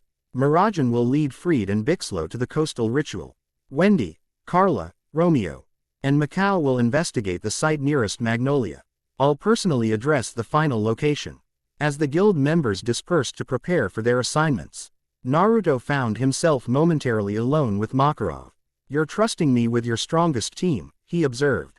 Makarov's eyes twinkled with knowing humor. Or am I sending my strongest team to keep an eye on you? Either way, the mission gets accomplished. Naruto couldn't help but chuckle at the guild master's shrewd tactics. Well played. One doesn't become a wizard saint without learning to hedge one's bets. Makarov replied with a wink before growing serious again. Crystal Lake is 3 hours journey by train. You leave in 30 minutes. Naruto nodded, already mentally reviewing what they might encounter. Crystal Lake had been a place of power even before dragons established territories there. Its waters contained dissolved lacrima that amplified certain types of magic. In the wrong hands, such a location could become catastrophic. As he gathered his few possessions and the reference materials he might need, Naruto sensed a presence behind him. He turned to find Miragen. Her usual smile replaced by an expression of concern. "Be careful at Crystal Lake," she said softly. "It's known for strange magical phenomena even under normal circumstances." "I will," Naruto assured her. "And you as well on the coastal mission." She hesitated, then added, "I guess we'll have to postpone our training session." "Unfortunately," he agreed, surprised by his own disappointment. "Perhaps upon our return." Her smile returned, warming her features. "I'll hold you to that." She reached out impulsively, squeezing his hand. "Safe journey, Naruto." As her fingers touched his, a curious sensation flickered between them, her demonic energy briefly resonating with his carefully suppressed draconic aura. For an instant, Miragen's eyes widened in surprise before she withdrew her hand. "That was," she began, looking confused. "Static electricity," Naruto offered quickly. "The air is dry today." She didn't appear entirely convinced but nodded anyway. "Right, of course." Before further discussion could occur, Erza called out that they were ready to depart. With a final nod to Miragen, Naruto joined Team Natsu at the guild entrance. "Everyone prepared?" he inquired, surveying the group. Natsu groaned dramatically. "Do we have to take the train? Can't we just walk?" "It's a 3-hour train ride or a 2-day walk," Lucy pointed out practically. "We don't have that kind of time." "But my motion sickness," the Dragon Slayer lamented. "I could put you to sleep for the journey," Erza suggested matter-of-factly. Natsu paled. "And no thanks. I'll manage." As they departed for Magnolia Station, Naruto reflected on the curious team dynamics. Despite their bickering and distinct personalities, Team Natsu functioned as a cohesive unit, each member's strengths complementing the others. It reminded him, with a pang of nostalgia, of his own team from what now felt like several lifetimes ago. The train journey proved interesting, if somewhat uncomfortable for Natsu, who spent most of it sprawled across a bench with his head in Lucy's lap, groaning pitifully. Happy alternated between teasing his partner and napping, while Gray stared out the window, occasionally creating small ice sculptures in his palm. Erza used the time to brief everyone on what little they knew of Crystal Lake's current state. The council report indicates unusual crystal formations have appeared along the shoreline, she explained, showing a magical projection of the area. Local wildlife has been behaving strangely, and several villagers reported dreams of dragons in the nights leading up to the ritual detection. "Dreams?" Lucy questioned. "How is that related?" "Dragon magic can influence the subconscious," Naruto explained. "Particularly in locations where the boundary between physical and ethereal is naturally thin. Crystal Lake has always been such a place." Naruto met Erza's gaze across the compartment. "We should expect the ritual site to be well guarded. The cult clearly values this location highly, given its magical properties." "We'll handle whatever guards they've posted," Gray stated confidently, frost crystallizing around his fist. "It's not just human opposition we should prepare for," Naruto cautioned. "If they've progressed far enough with the ritual, we might encounter manifested dragon constructs like those at Onabus, or worse." "Worse how?" Happy asked nervously. "The lake contains naturally occurring lacrima in its waters," Naruto explained. "With the right magical application, those crystals could be shaped into more sophisticated constructs, perhaps even close approximations of actual dragons." Natsu momentarily rallied through his motion sickness. "You mean like fake dragons? Bring 'em on. I'll show them what a real dragon slayer can do." Naruto smiled faintly at his enthusiasm. "They wouldn't be as powerful as true dragons, but they'd be significantly stronger than the constructs we faced before." "Do you think that's their goal?" Erza inquired. "Creating artificial dragons?" "Possibly," Naruto acknowledged, "though I suspect it's a means to an end rather than their ultimate objective." "Which is what?" Gray pressed. Naruto's expression darkened. "Based on what we know of their devotion to Acnologia, I believe they're attempting to create a magical environment hospitable to his return. Acknowledge hasn't been seen in Fury for some time, but with sufficient draconic energy concentrated in these nexus points, he might be drawn back. A somber silence fell over the compartment as they contemplated this possibility. We won't let that happen, Erza stated with quiet determination, a sentiment echoed in the resolute expressions of her teammates. Naruto observed them with growing respect. Despite facing a threat beyond their full comprehension, their courage never wavered. In some ways, they reminded him of the first dragon slayers he had trained, brave, determined, perhaps a bit reckless, but fundamentally good-hearted. He could only hope their fate would be kinder. Crystal Lake emerged from the surrounding forest like a jewel set in verdant velvet. Its waters, normally clear enough to see the crystal-studded bottom, had taken on an ominous purple hue. Along the shoreline, crystalline formations jutted upward like the spines of some massive buried creature, each pulsing with the same sickly light. Team Natsu and Naruto observed from a ridge overlooking the northern shore, concealed among ancient pines. Cultist encampments dotted the perimeter, black tents emblazoned with the consuming tail emblem. I count at least 30 cultists, Erza murmured, her enhanced vision scanning the area. And something big in the center of the lake, Natsu added, his nose wrinkling. Smells wrong. Like dragon, but not. Naruto focused on the lake's center, where the purple light concentrated into a swirling vortex. Within that magical maelstrom, a massive form was taking shape, crystalline and serpentine, with wings still forming from the energized water. They're further along than I feared, he said grimly. They're manifesting a crystal dragon. Can we stop it? Lucy asked. He's already in hand. Yes, but we need to disrupt the ritual anchors first. Naruto pointed to 7 evenly spaced crystal formations along the shore. Those spines are channeling energy from the earth into the lake. Destroy them, and the manifestation should collapse. Simple enough, Grace said, already stripping off his shirt in preparation for battle. We smash the crystals and then deal with the cult. It won't be that easy, Naruto cautioned. Those formations will be magically protected. And once we begin our attack, they'll likely accelerate the manifestation process. Erza, re-equipped into her Heaven's Wheel armor. Then we strike fast and simultaneously. Gray, take the northwest anchor. Natsu, northeast. Lucy, eastern. I'll handle the southern points. Naruto, I'll add. Dress the central manifestation directly, he interjected. Once your attacks begin, I'll need to counter whatever magical surge they attempt. Erza studied him for a moment before nodding. Very well. Happy will provide aerial reconnaissance and support whoever needs it most. Aye, sir. The Exceed affirmed with unusual seriousness. With their plan established, Team Natsu moved into position W. While Naruto prepared himself for what might come. He would need to use more of his power than previously revealed. The Crystal Dragon manifestation would require significant counter magic to disrupt. At Erza's signal, they launched their coordinated attack. Ice Make. Lance. Gray's magic erupted in a flurry of frozen projectiles, slamming into the northwestern crystal formation. Simultaneously, Natsu's Fire Dragon roar engulfed the northeastern anchor, while Lucy summoned Taurus to smash the eastern formation. Erza became a whirlwind of blades, striking at the southern crystals with precise devastation. The cultists reacted with alarming coordination, defensive magic circles blooming around each anchor point.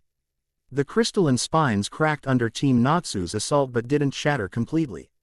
In the lake's center, the manifestation accelerated dramatically, the half-formed crystal dragon now rapidly solidifying as cultists chanted in unison from the shore, their hands raised toward the purple vortex. Naruto moved. One moment he stood on the ridge, the next, he was airborne above the lake's center, golden energy swirling around his outstretched hands. The partially formed crystal dragon's head swung toward him, sightless eyes somehow tracking his presence. Dragon of false creation, Naruto intoned, ancient words flowing from his lips, returned to formless potential. He thrust his palms downward, sending a concentrated beam of golden energy into the swirling vortex. Where his magic touched the purple light, reality itself seemed to waver and distort. On shore, the cultists, chanting, became frantic. Their leader, a tall figure in ornate robes embellished with crystal shards, stepped forward, raising what appeared to be a dragon scale above his head. By the blood of the first Slayer, I command the essence to hold form. The leader shouted in a language that hadn't been widely spoken for millennia. Naruto's eyes widened in shock. That scale, it couldn't be. Yet its magical signature was unmistakable. Acknowledgia's scale, a fragment of his original human form, preserved somehow through the centuries. The manifestation surged in response to the scale's power, crystal limbs solidifying as it rose further from the lake. Its roar, a sound like shattering glass amplified 1,000-fold, shook the very air. Below, Team Natsu continued their assault on the anchor points, finally breaking through the defensive barriers. One by one, the crystalline formations exploded under their attacks, each shattering in a shower of magical fragments. Naruto, Erza called out, having dispatched the southern anchors. The central formation isn't collapsing. She was right. Despite the anchor point's destruction, the crystal dragon continued to manifest, now drawn G-power directly from the scale in the cult leader's possession. A decision point. Naruto could continue his measured approach, revealing only enough power to seem like an exceptional human mage, or he could tap more deeply into his true nature and end this definitively. The crystal dragon lunged toward him, jaws gaping. In its partially formed state, it was more magical concept than physical entity, but no less dangerous for that. If it fully manifested, the destruction it could wreak would be considerable. Decision made. I apologize for the deception, Naruto murmured to himself, but some threats require direct intervention. Quote, golden light erupted around him, no longer just energy but a visible manifestation of his draconic aura. His eyes transformed fully, vertical pupils surrounded by irises that shifted from blue to molten gold. Markings like scales shimmered across his exposed skin before fading back to human appearance. As the first of Dragonkind, he proclaimed, his voice carrying an otherworldly resonance that silenced all other sounds, I reject this false creation. The golden aura expanded explosively, engulfing the crystal dragon entirely. Where it touched, the manifestation began to dissolve, not shatter, but return to its component magical particles as if it had never been given form. On shore, the cult leader stared in horrified recognition. It cannot be, he gasped in the ancient tongue. The dragon god himself. Naruto descended to the water's surface, standing upon it as if it were solid ground. His gaze fixed on the scale in the cult leader's grasp. That does not belong to you, he stated with quiet authority. Return it. The cult leader clutched the scale to his chest, backing away. No, Master Acknowledger will reward us for. He never finished the sentence. Naruto appeared before him in a flash of movement too swift for human eyes to track, one hand closing around the scale, the other gently but firmly pressing against the cult leader's forehead. Sleep, Naruto commanded. The leader collapsed, the scale now in Naruto's possession. Around them, cultists broke formation in panic, some fleeing into the surrounding forest, others dropping to their knees in supplication. Team Natsu gathered on the shore, staring at Naruto with expressions ranging from shock to awe to suspicion. What was that? Lucy finally managed. Before Naruto could respond, Natsu stepped forward, his expression uncharacteristically serious. You're not a researcher, are you? That was dragon magic. Real dragon magic. Yes and no, Naruto replied carefully, pocketing the scale. I am a researcher, but I am also something more. That cult leader called you Dragon God, Erza noted, her sword still drawn. The same title mentioned at Onabus. Naruto sighed. After centuries of anonymity, it seemed his identity would be at least partially exposed far sooner than he'd planned. A grandiose title, and not entirely accurate, he demurred. But it's true that I have a connection to dragons beyond what I've previously disclosed. What kind of connection? Gray demanded. One that allows me to counteract corrupt dragon magic more effectively than most, Naruto answered. Deliberately vague, which is why I intervened when evidence of these rituals emerged. Erza stepped closer, her armor gleaming in the fading purple light of the now calm lake. You've been hiding your true power from us. Why would you have reacted differently if I'd arrived at fairy tale claiming to wield the magic of dragons? Naruto countered gently, quote, some knowledge must be earned through trust, not proclaimed without context. But you're on our side, right? Happy interjected hopefully. You stopped the bad dragon thing.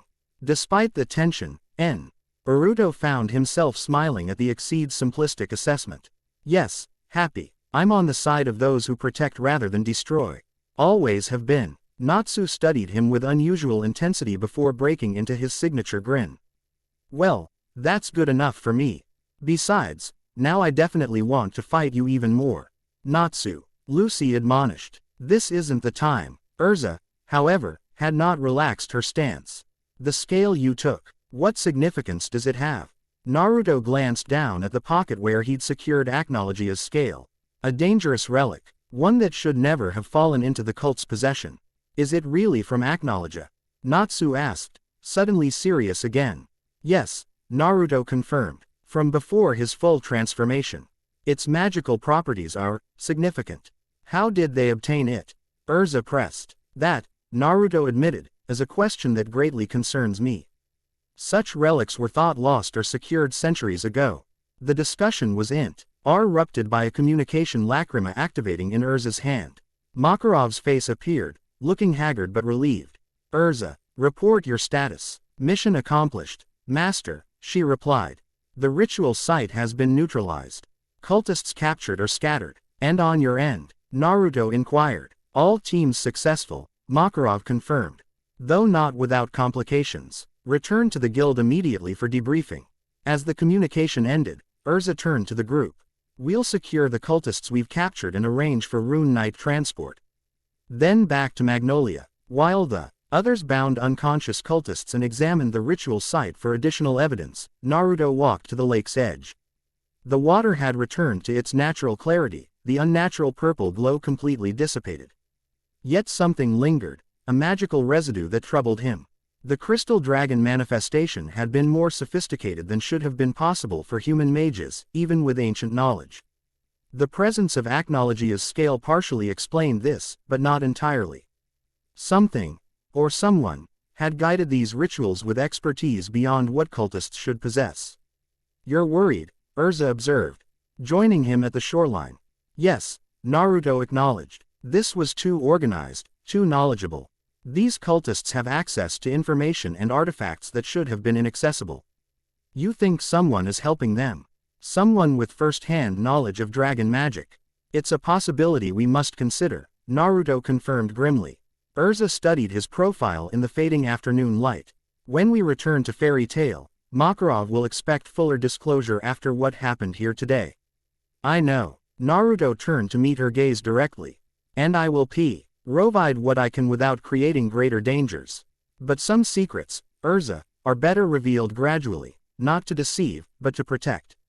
Protect whom? She challenged. Us, or yourself. His expr. Eshin softened with something like ancient sorrow. Both, perhaps. The weight of certain knowledge can be as dangerous as any physical threat. Before she could respond, Natsu called out that they had finished securing the cultists. With a final measuring look, Erza rejoined her team, leaving Naruto alone with his troubled thoughts. As they prepared to depart, Naruto cast one last glance at Crystal Lake. For a moment, so briefly he might have imagined it, he thought he saw a reflection in the water that wasn't his own. A woman with scarlet hair much like Erza's, but older, her eyes holding Kn. Knowledge and pain accumulated across centuries. Then the image was gone, leaving only ripples across the crystal-clear surface. The journey back to Magnolia passed in relative silence.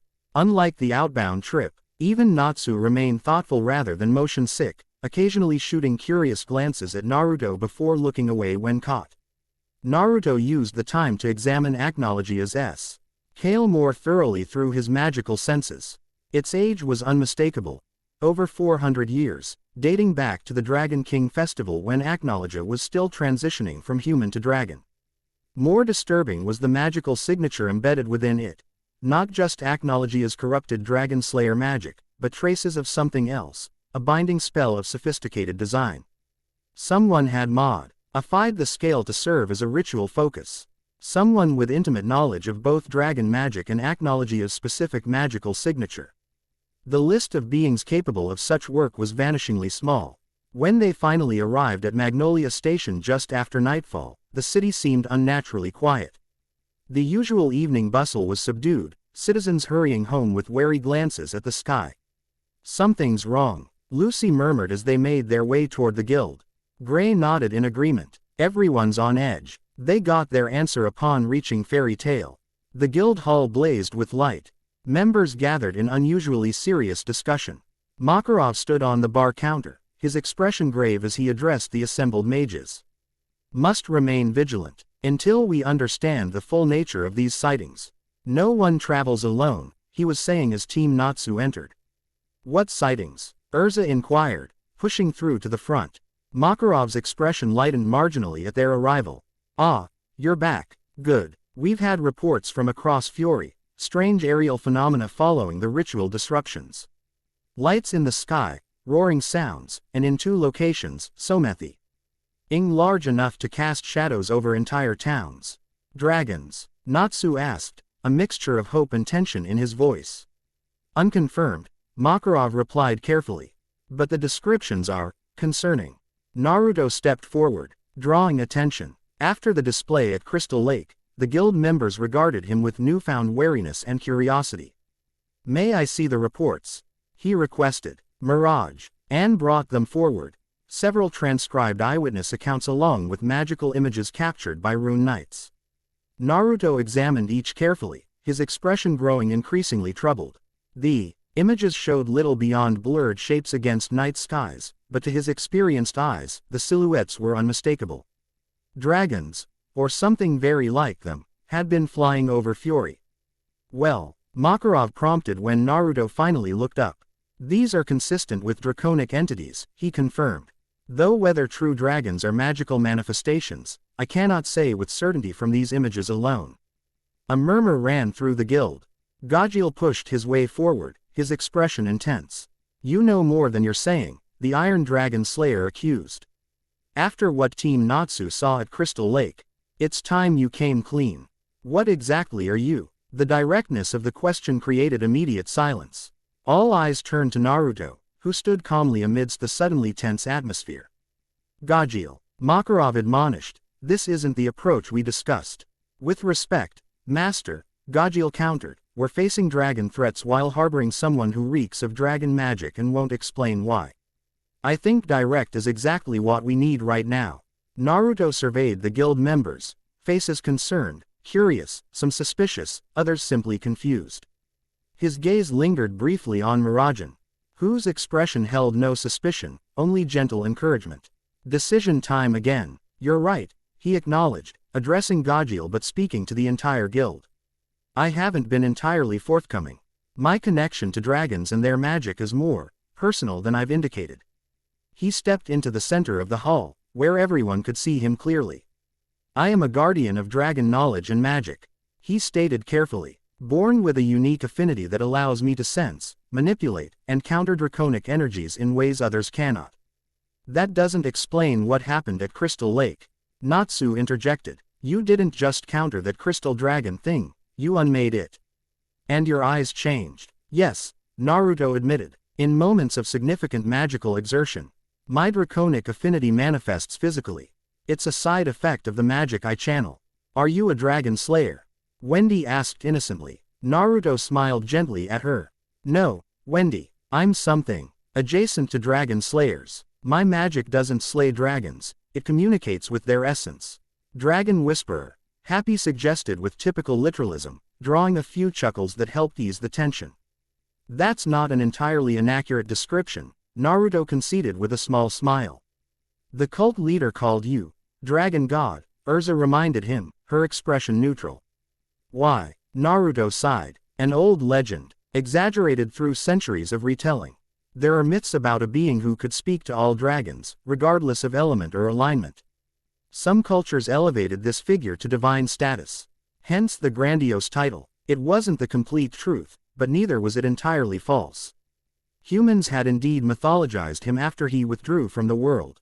And, you're saying you're this figure from legend? Levi questioned, her scholarly mind clearly working through implications.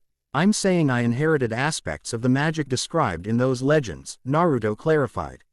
Whether through bloodline, cosmic coincidence, or fate, I cannot say with certainty.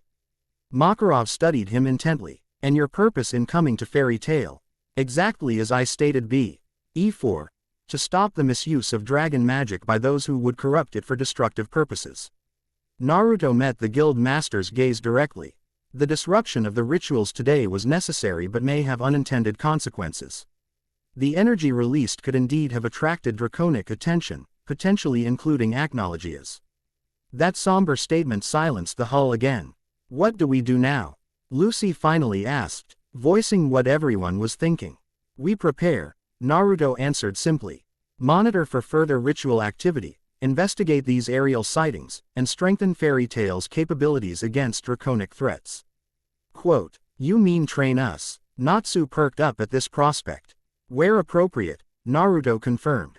Particularly the Dragon Slayers, whose magic is inherently suited to countering draconic entities. This seemed to satisfy most guild members, who gradually returned to their conversations, now centered on preparations and training possibilities.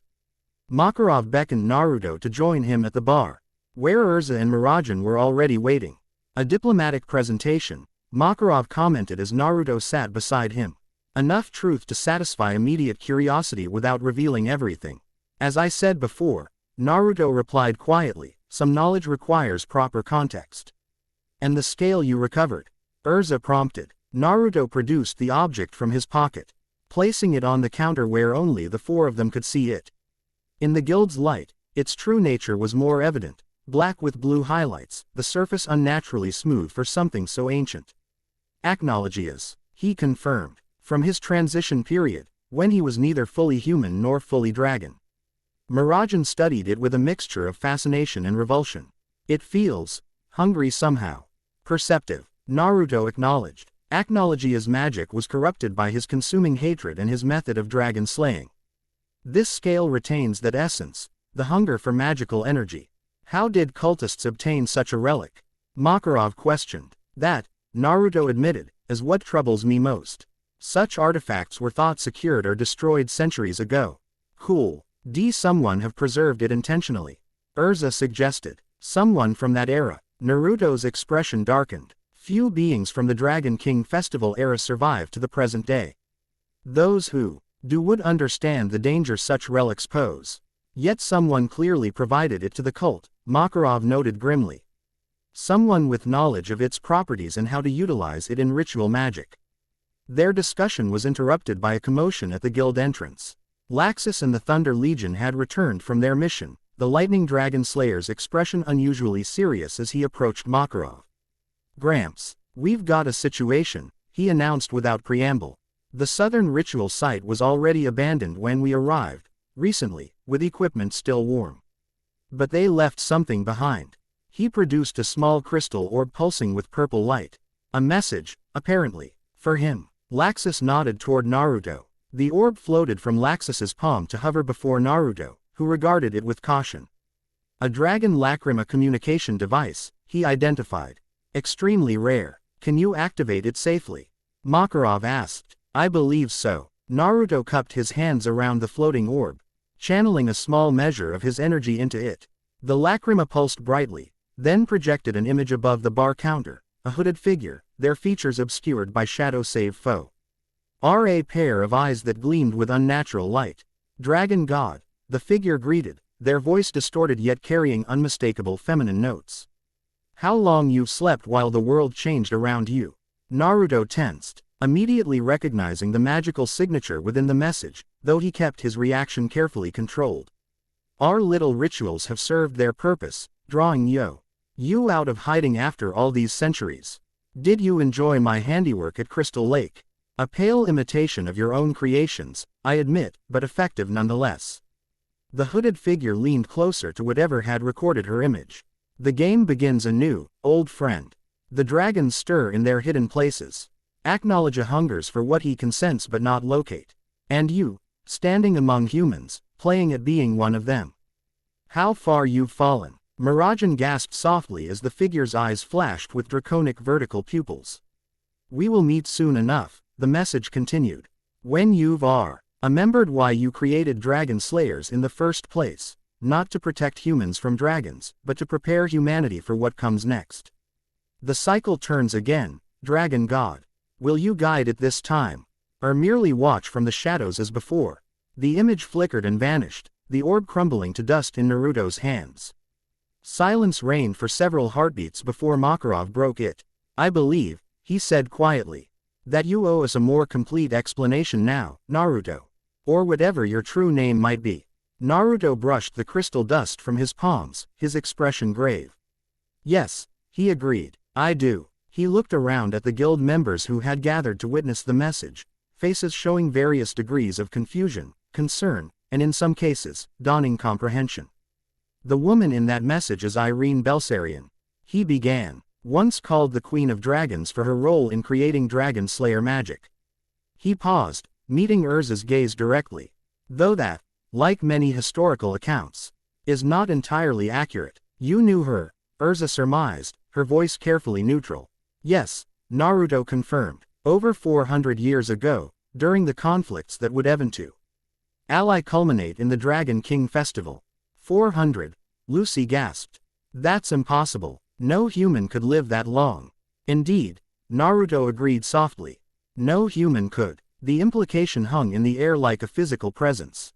What are you? Gajeel demanded bluntly, voicing the question everyone was thinking. Naruto straightened, decision made. The time for partial truths had passed. I am what human legends call the Dragon God, he stated simply. The first of Dragonkind and the creator of Dragon Slayer magic. I have worn many names across the centuries, but the one I choose now is Naruto Uzumaki. As he spoke, he allowed his careful concealment to drop partially. Golden light shimmered across his skin, resolving into faint scale patterns that gleamed briefly before fading. His eyes transformed fully, vertical pupils surrounded by irises that shifted from blue to molten gold. I awakened recently after a long slumber to find dragon magic being misused, he continued into the stunned silence. The rituals you helped disrupt today were attempts to draw dormant dragon essence to the surface, a precursor to something more dangerous. Something orchestrated by this Irene, Makarov concluded. His expression unreadable. Yes, Naruto confirmed, though her ultimate goal remains unclear. If you created Dragon Slayer magic, Natsu interjected, stepping forward, then you knew our dragons. Igneal, Metallicana, Grandini, you knew them. Naruto nodded solemnly. I did. They are, among the noblest of their kind. Where are they? Natsu demanded, flames briefly flaring around his fists. What happened on July 7th, X777? That, Naruto replied carefully, is a complex matter tied to events set in motion centuries ago. Events that I played a role in. Designing but did not personally implement. You're saying you know where our dragons are, Gajeel stated flatly. I'm saying I understand the magical principle behind their disappearance, Naruto clarified. Their exact location is something I'm still working to determine. Wendy stepped forward, her expression earnest. But they're alive. They're okay. Naruto's expression softened as he looked at the young Sky Dragon Slayer. Yes, Wendy, they're alive. The hope that bloomed on her face, mirrored to varying degrees on Natsu's and even Gajeel's, was almost painful to witness, knowing how complicated the full truth would be. I have many questions, Makarov stated, as I'm sure we all do. But perhaps this discussion would be better continued after everyone has had time to process what we've learned today. There were reluctant nods of agreement. The revelations were too significant, too paradigm-shifting, to be fully addressed in one session. Tomorrow, then, Makarov decided. Naruto, if that is indeed your chosen name, will provide a fuller explanation of his nature, his history with dragons, and what he knows of current threats. As the guild gradually dispersed, members, breaking into small groups to discuss the extraordinary revelations, Naruto found himself approached by Miragen. Her expression held none of the wariness or shock displayed by most others. So, she said softly, this explains why my Satan soul reacted to your presence. Demonic and draconic energies recognizing each other across the magical spectrum. Naruto nodded, somewhat surprised by her calm acceptance. Your magic is particularly attuned to sensing other primal energies. It's remarkable, actually. Does this mean our training session is still on? She asked with a small smile. She somehow lightened the weight of the day's revelations. Despite everything, Naruto found himself returning the smile. If you're still willing, I would be honored. Good, she replied simply. Because I have about 1,000 questions. And I think I'd rather ask them one-on-one than in tomorrow's group interrogation. Her phrasing drew a genuine chuckle from him. Fair enough. As Mirajan returned to her duties at the bar, Naruto felt Erza's presence behind him. You knew, he said without turning. Or at least suspected, that you weren't human. Yes, she confirmed, moving to stand beside him. The way you moved, spoke. Your knowledge of ancient matters, it all suggested someone older than you appeared. But not that I was draconic in nature. She shook her head. That was unexpected. Naruto studied her profile, noting the complex emotions she kept carefully controlled. You're thinking about Irene, about what she said in the message. She seemed to know you well, Erza observed neutrally. Once, perhaps, Naruto acknowledged. Centuries change relationships as much as they change landscapes. And what was she to you? The question came with carefully measured casualness. Naruto considered his answer thoughtfully. A student, initially, then a colleague in creating what would become Dragon Slayer magic. Eventually, a disappointment. That last word carried centuries of regret. She called herself the Queen of Dragons in histories, Erza noted.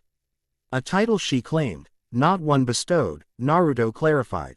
Irene was brilliant, dedicated, innovative, ultimately consumed by ambition and bitterness when dragon magic affected her differently than expected. Erza seemed about to ask another question, then hesitated. Tomorrow will bring enough revelations, I suppose. She turned to leave, then paused. One thing, Naruto, or whatever your true name might be. Fairy tale values honesty between family members. If you intend to remain among us, remember that. With that gentle but firm admonishment, she departed, leaving Naruto alone with his thoughts. The partial revelation of his nature had gone better than he might have expected, though tomorrow's fuller explanation would be the true test. Centuries of anonymity had ended in mere days, far sooner than he'd planned, largely due to Irene's unexpected intervention. He gazed around the guild hall, observing the humans who had unknowingly harbored a being from legend among them. Despite their shock and wariness, he sensed no rejection or hostility, only the natural caution of those confronting something beyond their experience. Perhaps this was why he'd always felt drawn to humans, even in the ancient days when most dragons regarded them as lesser beings. Their adaptability, their willingness to accept the extraordinary and incorporate it into their understanding of the world, these were qualities he'd always admired. And qualities he would need from them in the days ahead, as Irene's schemes unfolded and the threat of acknowledge loomed on the horizon. Naruto moved to the guild's entrance, stepping out into the night air. Above, stars gleamed in patterns he'd watched shift gradually over millennia. Somewhere in that vast sky, dragons flew once more, harbingers of changes to come. The cycle turns again, he murmured, echoing Irene's words. This time, however, he would not merely observe from the shadows. This time, he would stand with these humans, these inheritors of dragon magic. This time, perhaps, the ending could be different. Chapter 2 End. Chapter 3. Echoes of Ancient Magic. Morning dawned over Fairy Tale to find the guild hall already bustling with activity. Members gathered in clusters, voices hushed as they discussed yesterday's revelations about their mysterious guest. The dragon god himself, if indeed the legends were accurate, had walked among them for days unrecognized. Naruto sat cross-legged on the roof, eyes closed in meditation as he listened to the conversations below with his enhanced hearing. Reactions ranged from skepticism to awe, concern to excitement. Some, like Natsu, focused almost exclusively on the possibility of finding their lost dragon parents. Others, like Gajeel, remained suspicious of his intentions. Most simply struggled to reconcile the scholarly, soft-spoken man they'd come to know with the ancient being he claimed to be. He didn't blame them. 4,000 years was an inconceivable timespan for humans. A delicate footstep behind him interrupted his thoughts. He didn't need to look to identify his visitor. "Good morning, Mirajan. You heard me coming," she observed, settling beside him with practiced grace. In her hands, she balanced 2 steaming mugs. "I brought coffee. I figured even dragon gods might appreciate caffeine." Naruto accepted the offered cup with a grateful smile. "Especially this one. Thank you." They sat in companionable silence, watching the sun climb higher above Magnolia. Birds wheeled overhead, occasionally diving close before veering away, instinctively sensing something predatory in Naruto's presence despite his human appearance. "The guild's in quite a state," Miragen finally commented. "I don't think we've had this much excitement since Guildarts returned and accidentally demolished half the city." "I apologize for the disruption," Naruto replied. "It wasn't my intention to create chaos within Fairy Tail." She waved off his concern. "Chaos is our natural state. If anything, you've given everyone something to unite around: curiosity about you. And concern," he added perceptively. "Fear, in some cases." Miragen studied him over the rim of her mug. "You've lived long enough to recognize those emotions easily, I imagine." "Too easily," Naruto admitted. "Though Fairy Tail has responded with more openness than most would. It speaks well of the community Makarov has built." "We've faced our share of unusual circumstances," Miragen said with a small smile. "Dragons, demons, dark guilds. Though I admit, an ancient dragon deity is a first." "I prefer not to use that term," Naruto noted gently. "God implies worship, which I've never sought. I'm simply the first of Dragonkind, older than the others, different in certain fundamental ways, but not divine." "The first," Miragen repeated thoughtfully. "That would make you how old, exactly?" Naruto's eyes crinkled with genuine amusement. "You know it's impolite to ask a dragon their age." Her laughter was bright and unexpected, cutting through the morning air like crystal chimes. "Fair enough. Some mysteries should remain." Below them, guild members began filtering into the courtyard for morning training. Natsu and Gray had already started their usual competitive bickering. "Why?" Lelouci attempted to mediate and Erza approached with an expression that promised swift intervention. "Our training session is still scheduled for this afternoon," Naruto inquired, changing the subject. "If you're still willing," Miragen confirmed. "Though I suspect you'll have quite an audience now. Everyone's curious about your magic." "Let them observe," Naruto decided after a moment's consideration. "Transparency may help ease concerns." "Speaking of transparency," Miragen began carefully, "Makarov has called an official guild meeting for noon. He expects you to address everyone." "I anticipated as much," Naruto nodded. "Some explanations are overdue." Miragen hesitated before asking, "Is it true you created Dragon Slayer magic? That Natsu and the others are using power you invented?" "Yes and no," Naruto replied thoughtfully. "I established the foundational principles that allow humans to incorporate draconic magic into their bodies. But the specific elements, fire, iron, sky, those came from the dragons who chose to share their magic with human partners." "Why create it at all?" she asked, genuine curiosity in her voice. "From what little I know of history, dragons and humans weren't exactly allies." Naruto's expression grew distant, memories from millennia past surfacing. "There was a time when some dragons sought peaceful coexistence with humanity. Others view humans as either prey or pests to be eliminated. The conflict between these factions threatened both species." He paused, golden flecks briefly appearing in his blue eyes. "Dragon Slayer magic was meant to be a bridge, humans empowered to stand as equals with dragons, to mediate conflicts too complex for either species to resolve alone. But something went wrong," Miragen intuited. "Something always does," Naruto acknowledged with ancient sadness. "Power corrupts when divorced from wisdom. Some dragon slayers turned against their mentors. Some dragons betrayed their human partners. What began as a path to peace became a weapon of war." Their conversation paused as Erza glanced upward, noticing them on the roof. Her expression remained neutral, but Naruto detected a subtle tensing in her posture: awareness, caution, protective instinct. She nodded once in acknowledgement before returning her attention to separating Natsu and Gray. "She's suspicious of you," Miragen noted. "With good reason," Naruto conceded. "Erza carries the weight of protecting her guild family. An unknown entity of significant power represents a potential threat until proven otherwise. And that message yesterday, from Irene." Miragen left the implication hanging. Naruto's expression tightened almost imperceptibly.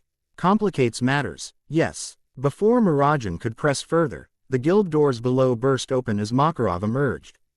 His diminutive form radiating authority despite his size. "Ah, there you are," he called up to Naruto. "I see Miragen found you. A moment of your time, if you please." With a regretful glance at his half-finished coffee, Naruto rose fluidly to his feet. It seems our conversation must continue later, he said to Miragen. Then, in a move that caused several observers below to gasp, he simply stepped off the roof, descending 3 stories with the casual grace of falling leaves before landing soundlessly before Makarov. Show off, Miragen murmured from above, though her smile belied any genuine criticism. Master Makarov, Naruto greeted with a respectful inclination of his head. You wished to speak with me. The guild master studied him with rude eyes that had witnessed decades of magical phenomena and human behavior. Walk with me, he suggested, already turning toward a path that led away from the bustle of the courtyard. They strolled in silence until reaching a small garden on the guild's eastern side, private enough for confidential conversation yet still within sight of the main building. You understand, Makarov began without preamble, that I must consider the safety of my children above all else. I would expect nothing less, Naruto affirmed. Then help me understand exactly what we're facing, Makarov continued. This Irene Belserion, what threat does she pose? And how does her agenda connect to these cultists and their dragon rituals? Naruto considered his response carefully. Irene was among the first dragon slayers, perhaps the most naturally talented human mage I ever trained in draconic arts. Her affinity for dragon magic was extraordinary, but it came at a cost. He paused, memories of ancient betrayals weighing heavily. The dragon seed, the physical manifestation of dragon magic within a human body, affected her differently than others. Rather than merely granting her dragon-like powers, it began transforming her physically into a dragon. A human becoming a dragon. Makarov's eyes widened. I thought the transformation worked in reverse, dragons becoming human, like Anna Hartfilia's descriptions of dragons using human forms. Both are possible, though exceedingly rare, Naruto explained. Irene's case was unprecedented at the time. She embraced the physical transformation initially, believing it would grant her greater power. When she discovered the cost, losing her human connections, her place in society, she became bitter. And now, Makarov prompted, now she has had centuries to refine her magic, to understand aspects of draconic transformation that even I did not fully explore, Naruto admitted. The cultists are likely pawns in whatever game she's playing, disposable pieces to distract attention from her true objective, which is, Naruto's expression darkened. Based on her message, I suspect she seeks to accelerate or manipulate the natural cycle of dragon awakening and hibernation. Dragons aren't extinct, Master Makarov, merely withdrawn from human realms. If forced to return prematurely, the consequences could be catastrophic. Makarov absorbed this with the gravity it deserved. And acknowledged, how does he factor into this? As the wild element neither Irene nor I can fully predict, Naruto answered grimly. He exists outside the natural order of Dragonkind, neither truly dragon nor human, consumed by hatred and hunger for magical energy. If Irene's activities draw his attention to fury, he left the implication hanging, unnecessary to ease the destruction that would follow. I see. Makarov stroked his mustache thoughtfully. And your intentions, Naruto? Why reveal yourself now, after however many centuries of anonymity? Because balance must be maintained. Naruto replied simply, I created Dragon Slayer magic to serve a purpose, bridging the gap between species, maintaining equilibrium between different forms of magic. Had Irene and these cultists attempt threatens that balance. And fairy tales role in all this. Your guild houses 3 dragon slayers, inheritors of magic from 3 of the noblest dragons of known, Naruto said. Beyond that, fairy tale represents the best of human magical society, diverse talents united by bonds of loyalty and compassion. If any group can help address this threat without escalating it, it's yours. Makarov studied him for a long moment. You speak well, Ancient One. Perhaps too well. His expression hardened slightly. Remember that pretty words mean little to me compared to actions that protect or endanger my family. Naruto met his gaze with quiet dignity. As someone who has witnessed the rise and fall of countless civilizations, Master Makarov, I've learned that words shape reality as surely as actions. But I take your point. Judge me by what I do, not merely what I say. A hint of a smile touched the guild master's lips. Well spoken again. Now, I belie. We have a guild meeting to prepare for. Many eager ears await your explanations. As they returned to the main building, Naruto sensed something unexpected, a magical presence at the edge of his awareness, familiar yet distorted somehow. He paused, extending his senses further, but the signature faded before he could identify it. Something wrong? Makarov inquired, noting his hesitation. Perhaps nothing, Naruto replied, though his eyes scanned the surrounding area with sudden intensity. A magical resonance I haven't felt in some time. Makarov followed his gaze but saw nothing unusual. Another dragon. No, Naruto said slowly. Something different, connected to dragon magic, but through an unexpected pathway. Before he could elaborate, a commotion erupted from the guild hall, raised voices. The crash of furniture, and Natsu's distinctive battle cry. Makarov sighed with the weary resignation of a parent with particularly energetic children. Duty calls, he muttered.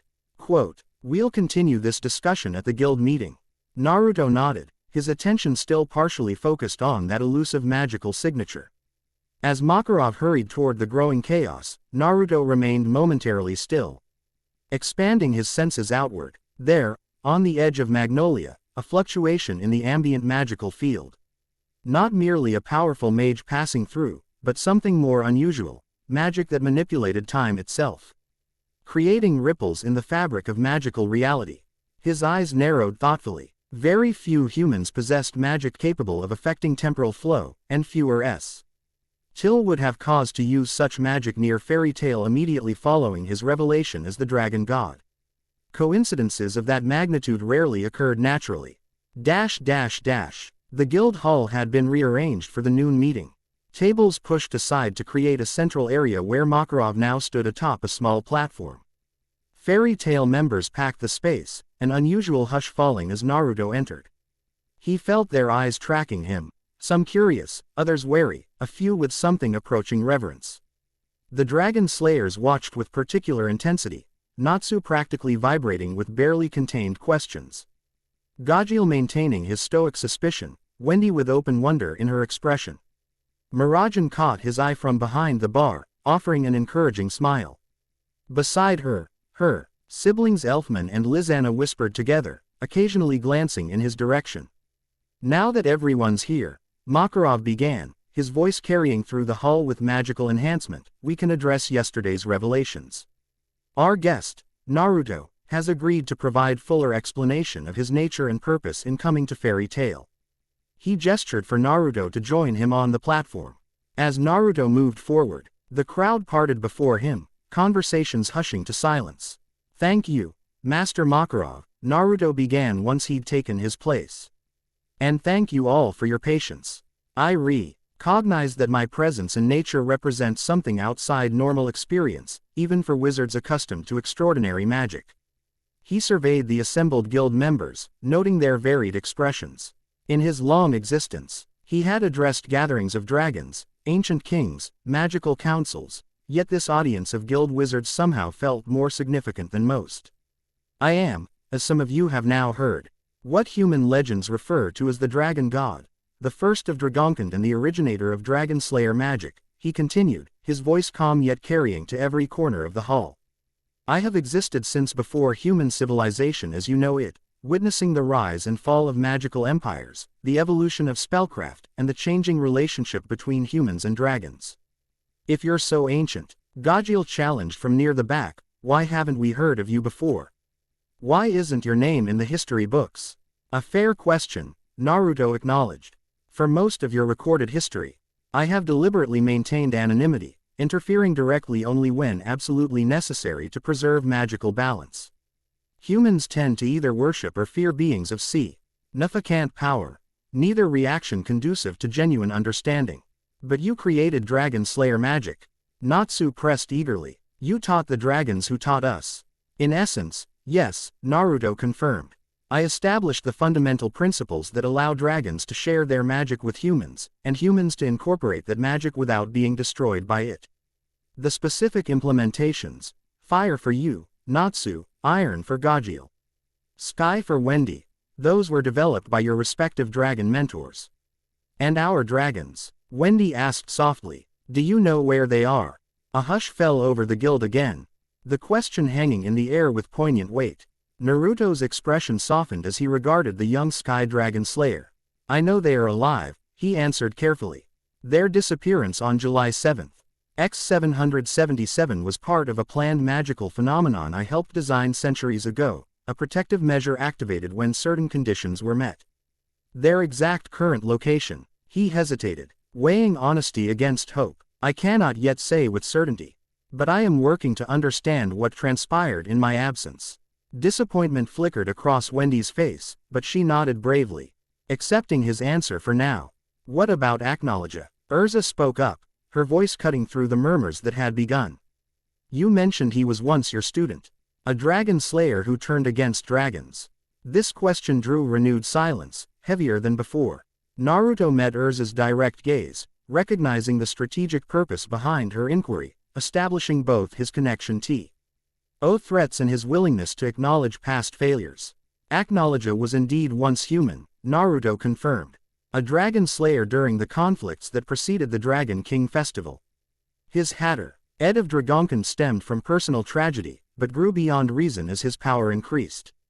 When his magic began physically transforming him into what he hated most, a dragon, his mind fractured. Genuine regret colored Naruto's tone. I failed to recognize the danger until too late. By the time I intervened, his transformation was irreversible, his hatred all-consuming. And Irene Belserion, Makarov prompted, the woman from yesterday's message. A more complex question, with implications Naruto was reluctant to explore fully in this forum, particularly given Erza's connection to Irene, which neither yet fully understood. Irene was among the first human dragon slayers, Naruto explained, choosing his words with care. Brilliant, ambitious, fearless, qualities that made her an acceptee. Onal student but eventually led to conflict when dragon magic affected her differently than expected. Like Acknowledge, she began physically transforming into a dragon, but unlike him, she initially welcomed the change. What happened? Lucy asked, her natural curiosity overcoming her hesitation. The transformation brought unexpected consequences, Naruto replied. Isolation, rejection by human society, growing instability as her human mind struggled to accommodate draconic instincts. He paused, ancient memories surfacing. She blamed me for not warning her, for not preventing her suffering. Our paths diverged centuries ago, and I had thought her long gone from this world until yesterday's message. And now she's working with these cultists. Gray questioned skeptically. Using them, more likely, Naruto corrected. Irene never shared power willingly, even in her human days. Whatever her current agenda, these cultists are pawns in a larger strategy. Which brings us to present concerns, Makarov interjected, sensing the conversation could spiral into endless historical details. The immediate threat appears to be this cult attempting to awaken dormant dragon magic across Fury. Potentially drawing Acknowledge's attention. Correct. Naruto confirmed, though I suspect their activities serve Irene's purposes rather than their stated devotion to Acknowledge. Then what do we do? Natsu demanded impatiently. Just sit around talking, or go stop them. Despite the tension, Naruto found himself smiling at the Fire Dragon Slayer's directness, so reminiscent of Igneal's approach to problems. Both have their place, he replied diplomatically. Understanding precedes effective action. But yes, Natsu, intervention is necessary. The rituals we disrupted yesterday were merely preliminary steps. Based on magical signatures of detected, they're preparing something more significant. Do you have a plan? Erza inquired, her tone professional now, focused on practical matters. The beginnings of one, Naruto acknowledged. The cult appears to be following a pattern corresponding to ancient dragon territorial boundaries. Their next likely target would be. He was interrupted by the guild doors swinging open abruptly. A rune knight stood in the entrance, his uniform disheveled as if from hard travel. Fairy tale, he called urgently. Emergency communication from the Magic Council. Makarov hurried forward, accepting a sealed document from the messenger. Breaking the seal, he scanned its contents, his expression growing increasingly grave. It seems, he announced, looking up at the assembled guild, that our enemies have accelerated their timetable. A large contingent of the Order of the Consuming Tail has been spotted at Dragon Fang Mountain. conducting what witnesses describe as an elaborate ritual. The council has detected massive magical energy gathering there. Dragon Fang. Levi breathed, recognition dawning. That's where an actual dragon was reportedly defeated and buried during the early post-Dragon King festival era. Not just any dragon, Naruto added grimly. Kyojin the Earth Colossus, one of the largest dragons ever to exist. If they're attempting to harness residual magic from his remains, how soon can we mobilize? Erza asked, already mentally calculating team configurations. Immediately, Makarov decided, this takes priority over all other matters. He surveyed the guild with the authority of decades of leadership. Team Natsu, you'll accompany Naruto to Dragon Fang Mountain. Gajil, Levi, Panthy, RLILY, provide backup and perimeter security. The rest of you, remain on standby in case additional sites activate simultaneously as they did yesterday. As the guild erupted into coordinated preparation, Naruto found himself approached by Miragen. I guess our training session will have to wait again, she noted with a rueful smile. So it seems, he agreed. Though perhaps this mission will provide its own form of educational experience. Be careful, she said, her usual cheerfulness giving way to genuine concern. If Irene is as powerful as you've suggested, and she's behind these rituals. I've faced her before, Naruto assured her, though admittedly, not in several centuries. Miragen hesitated, then impulsively reached out to squeeze his hand. Just come back safely, all of you. The simple gesture of human connection, something dragons rarely engaged in, affected Naruto more than he expected. He returned the pressure gently before releasing her hand. We will, he promised. Within 30 minutes, 2 teams were assembled at Magnolia Station, boarding an emergency train the council had arranged to expedite their journey to Dragon Fang Mountain. As the locomotive pulled away from the platform, Naruto gazed back at the diminishing figures of fairy tale members who had come to see them off. Miragen among them, her white hair distinctive even at a distance.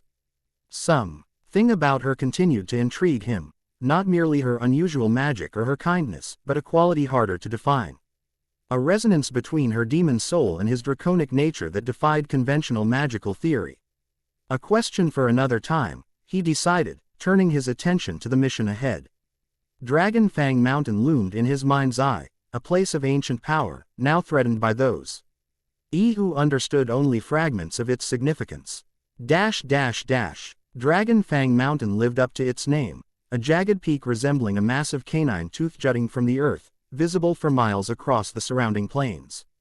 As their expedition approached through the afternoon heat, Naruto felt the mountain's dormant power stirring in response to his presence, old magic recognizing older magic.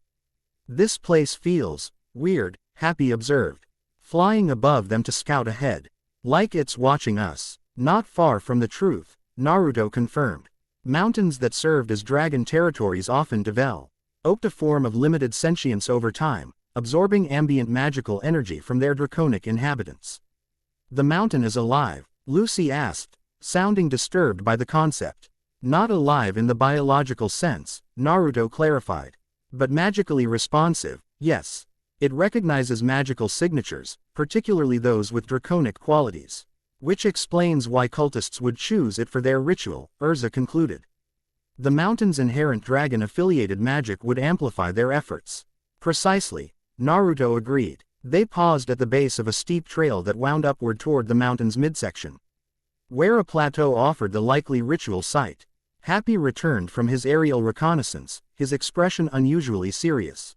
There's definitely something happening up there, the Exceed reported. I could see people in dark robes moving around some kind of big circle with symbols.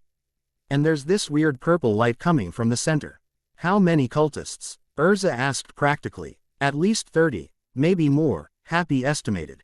And they've got these crystal things positioned all around the plateau. Naruto frowned at this detail. Lacrima focusing array. They're channeling magical energy from multiple sources. So what's the plan? Gray asked, automatically stripping off his shirt despite the mild protest from Lucy. Frontal assault or stealth approach? Before anyone could answer, Gajil returned from his own scouting along the mountain's base, Panther Lily beside him. Found another path, the Iron Dragon Slayer reported gruffly. Less obvious. Comes up behind their main gathering. Looks like they're not expecting trouble from that direction, fewer guards.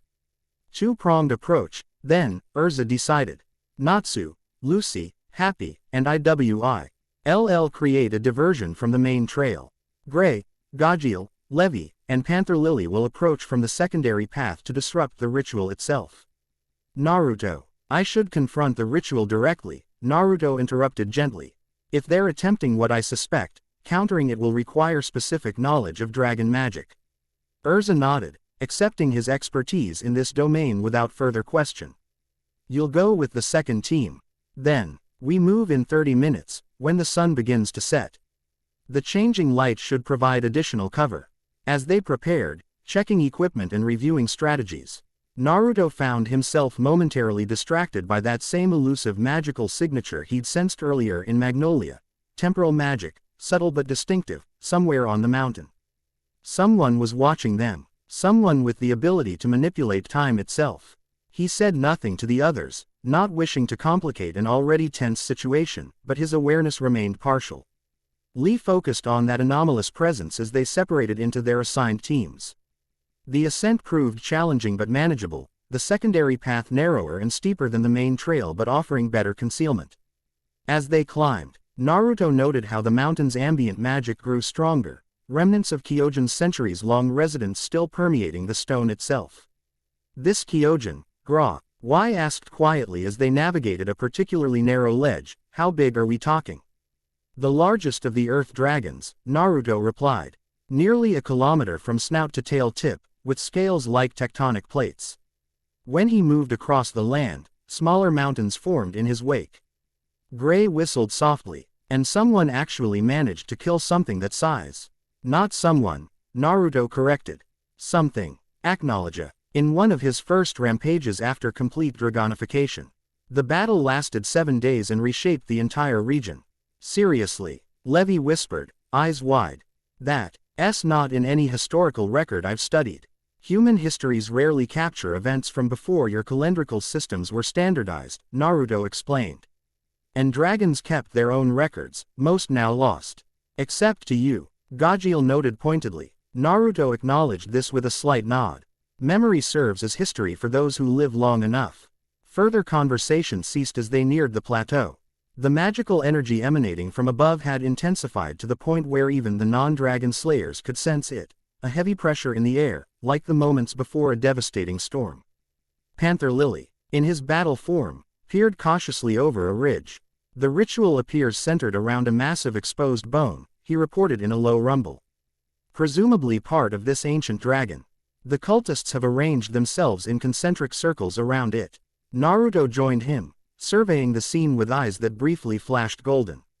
What Panther Lily had identified as a bone as actually one of Kyojin's fangs, a curved spire of dragon ivory the size of a small building, partially embedded in the mountainside. Around it, cultists chanted in the ancient draconic tongue, their pronunciation flawed but the intent clear enough. They sought to awaken the residual magic within the fang, to create a beacon visible across magical dimensions. A beacon for acknowledge, or something worse. We need to time our intervention precisely, Naruto murmured. Interrupt at the wrong moment, and the magical backlash could trigger a catastrophic release. How long until Erza's team creates their diversion? Levi asked. As if in answer, an explosion rocked the far side of the plateau, followed by Natsu's exuberant battle cry and the distinctive sound of his fire dragon's roar. Cultists broke formation, many rushing toward the disturbance. Now, Gajiel decided, not waiting for further discussion before launching himself over the ridge, iron scales already forming along his arms. The others followed, Gray creating an ice pathway to expedite their approach while Levi prepared defensive script magic. Naruto moved differently, not rushing headlong into battle, but flowing like water finding the path of least resistance, his steps precise and deliberate as he made his way toward the central fang. The cult leader, different from those at previous sites, but wearing similar Ristal-embedded robes, spotted them immediately. Protect the fang, he commanded. The awakening must continue. A dozen cultists broke away from the main group, forming a protective barrier of magic. Sigils between Naruto's team and the central ritual. From these sigils erupted constructs similar to those at Crystal Lake, crystalline approximations of dragons, smaller but more numerous. We'll handle these, Gray called, already launching Ice Make. Lance at the nearest construct. You get to the ritual. Naruto nodded, continuing his measured advance while the others engaged the crystal constructs. The magical pressure around the fang had reached critical levels, the ivory structure now pulsing with purple light that sent cracks spreading across its surface. Too late, the cult leader crowed triumphantly. The awakening begins. With a sound like the mountain itself groaning in pain, the massive fang shattered. From within emerged not a physical entity but a magical manifestation. The spectral form of Kyojin, the Earth Colossus, translucent and incomplete but unmistakably draconic. The apparition towered above the plateau, its roar sending tremors through the stone beneath their feet. Earth Dragon's ancient roar. The spectral dragon bellowed, releasing a blast of concentrated magical energy that tore through the mountainside, carving a new valley in seconds. Cultists fell to their knees in worship, many overcome by the sheer magical pressure radiating from the manifestation. Even Gajil and Gray faltered momentarily, overwhelmed by the primordial draconic presence. Naruto alone stood unaffected, his expression shifting from concern to determination. He stepped forward, golden energy beginning to shimmer around his form. Kyojin, he called in the true draconic tongue, his voice carrying harmonics impossible for human vocal cords to produce. Old friend, this is not your time. The spectral dragon's massive head swung toward him, ancient eyes focusing with difficulty. Recognition flickered across features composed of magical energy rather than flesh. First one, the apparition rumbled, the mountain trembling with each syllable. Why have you awakened me? My rest was deep, not my doing, Naruto replied, still in draconic speech. These humans have disturbed your slumber for their own purposes. The cult leader staggered forward, his face transfixed with religious ecstasy. Great Kyojin, we have called you forth to herald the return of Dragonkant, to prepare the way for Acknowledge the Black, who will cleanse this world of impure magic. At the mention of Acknowledge, the spectral dragon's form destabilized, rage distorting its features. Knowledge. The name emerged as a roar that split boulders. Destroyer. Abomination. Control it. One cultist screamed to the leader. Use the binding spell. The leader raised an artifact, another dragon scale similar to what Naruto had confiscated at Crystal Lake. By the blood of the first slayer, I command your essence to serve. Before the spell could take effect, Naruto moved with supernatural speed, appearing beside the cult leader and wrenching the scale from his grasp. This does not belong in human hands, he stated coldly, crushing the scale to dust with a single squeeze. Without the binding artifact, the spectral dragon's form began destabilizing further, magical energy dispersing chaotically. Cultists scrambled to escape as sections of the plateau cracked and collapsed. First one, Kyojin's fading voice rumbled, the cycle turns again. The Ancient One stirs in her distant prison. Beware what comes when the sky burns red. Rest, old friend, Naruto responded gently. Return to the great flow. Your time will come again, but not like this. Not corrupted. As the CTRAL form disintegrated into motes of magical light, Naruto became aware of a new presence on the plateau, someone who had been observing from concealment, their temporal magic creating a pocket of shared space-time that had kept them hidden until now. A woman stepped from behind a fractured boulder, her dark purple hair contrasting sharply with pale skin. Her expression combined wariness and fascination as she regarded Naruto. Impressive, she commented, her voice carrying the cultured tones of sophisticated education. I've studied dragon manifestations for years, but never witnessed one so complete, or its dismissal so effortlessly achieved. Erza, who had arrived with Natsu and Lucy following their diversion, immediately tensed upon seeing the newcomer. Ultir Milkovich, she identified. What is Grimoire Heart doing here? The woman, Ultir, smiled thinly. Former Grimoire Heart, actually. My allegiances have evolved since we last met. She turned her attention back to Naruto. But I'm far more interested in you, Dragon God. Or do you prefer Naruto Uzumaki? You know me, Naruto observed, neither confirming nor denying her identification. I know of you, Ultir corrected. My research into temporal anomalies led me to legends of a being whose existence spans millennia, one who appears throughout history at pivotal moments involving dragons, then vanishes again. Quite the pattern you've established. By now, the entire fairy tale contingent had gathered, the defeated cultists either unconscious or fled. All watched the exchange between Naruto and this unexpected arrival with varying degrees of confusion and suspicion. Your magic, Naruto noted, it manipulates time itself. Arc of time, if I'm not mistaken.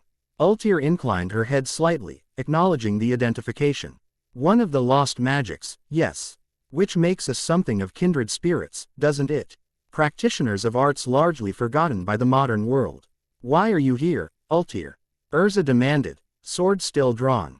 This is far from Grimoire Heart's usual territory.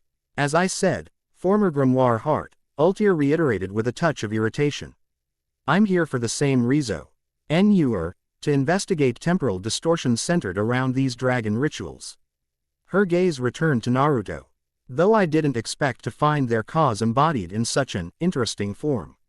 I am not the cause of these distortions, Naruto corrected mildly. No, but your awakening precipitated them, Altair countered. Time is like a river, dragon god.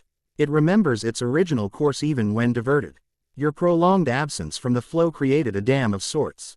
Now that you've returned, temporal currents are adjusting, sometimes violently. Her analysis, while metaphorical, contained enough magical truth to intrigue Naruto. Few humans understood temporal mechanics with such sophistication. You've been studying these distortions, he surmised. For how long? Approximately 3 months, Altair replied. They began as minor fluctuations barely detectable with specialized equipment. Then, 3 days ago, they intensified dramatically. Her knowing smile suggested the correlation with Naruto's awakening was obvious to her. That doesn't explain why you're here specifically, Gajeel growled, clearly distrusting the woman. Triangulation, Altair explained simply. Quote, multiple distortions creating a pattern that converged on this location. Though I expected to find an artifact or spell residue, not the dragon god himself having a conversation with a spectral earth dragon. The casual way she referenced his true nature, without the awe or fear most humans displayed, suggested either remarkable composure or prior knowledge beyond what she'd admitted. Your interest seems more than academic, Naruto observed. Time magic responds to historical inflection points, Altair replied, her tone becoming more serious. Dragons returning to this realm would qualify as such a point, a fundamental alteration to the world's magical ecosystem. When my sensors detected these ritual sites activating simultaneously, I recognized the pattern from historical accounts of the Dragon King Festival's preliminary events. You think another festival is coming, Natsu realized, his expression darkening. I think, Altair stated carefully, that someone is attempting to engineer one. These cultists lack the magical sophistication to design such elaborate rituals independently. They're following instructions from a source with intimate knowledge of dragon magic. Irene Belserion, Erza supplied grimly. Altair's eyebrows rose slightly. The Queen of Dragons. Historical texts suggest she perished centuries ago. History is often incomplete, Naruto noted. Particularly where dragons and their associates are concerned. A rumble shook the mountain, reminding everyone of their precarious position on a plateau damaged by Kyojin's brief manifestation. This discussion should continue elsewhere. Erza decided practically. The mountain is becoming unstable. Agreed, Altair said, and I have data from the other ritual sites that may prove relevant to your investigation. She glanced at Naruto. Unless the dragon god already possesses all the answers. There was something challenging in her tone, not disrespectful, but probing, testing his reactions. Naruto found himself intrigued by her approach. Most humans either deferred to his age and power or challenged it outright. Altair seemed to be assessing him as an equal, unusual, but refreshing. I possess many answers, he acknowledged. But context changes questions. Your data may provide context I currently lack. A satisfied smile touched Altair's lips. How diplomatic. Very well. I propose a temporary alliance. My research for your insights. That's not your decision to make, Erza interjected firmly. Fairy tale doesn't form alliances without Master Makarov's approval. Of course, Altair conceded smoothly. I merely offer the possibility for consideration. Another, stronger tremor interrupted further discussion. Cracks spread across the plateau's surface with alarming speed. Move. Gray shouted as a section of stone collapsed entirely, creating a widening chasm.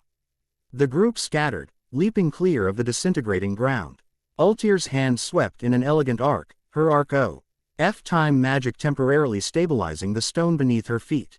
The mountain's dragon-infused structure is destabilizing without Kyojin's essence to maintain it, Naruto explained, his voice raised over the rumble of collapsing rock. We need to evacuate immediately. No further urging was required. The fairy tale mages retreated down the mountain paths while Naruto remained momentarily behind. Ensuring all cultists, even unconscious ones, were clear of the immediate danger zone. Despite their misguided actions, he had no desire to see humans buried in a mountain collapse.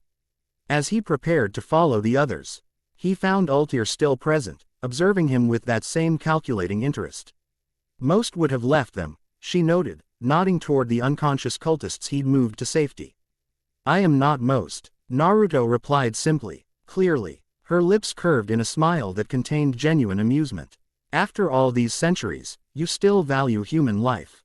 Fascinating. Before he could respond, a massive section of the plateau gave way. Ultir's time magic flashed, too late to fully counter the collapse. Naruto moved instinctively, golden energy flaring around him as he caught her around the waist.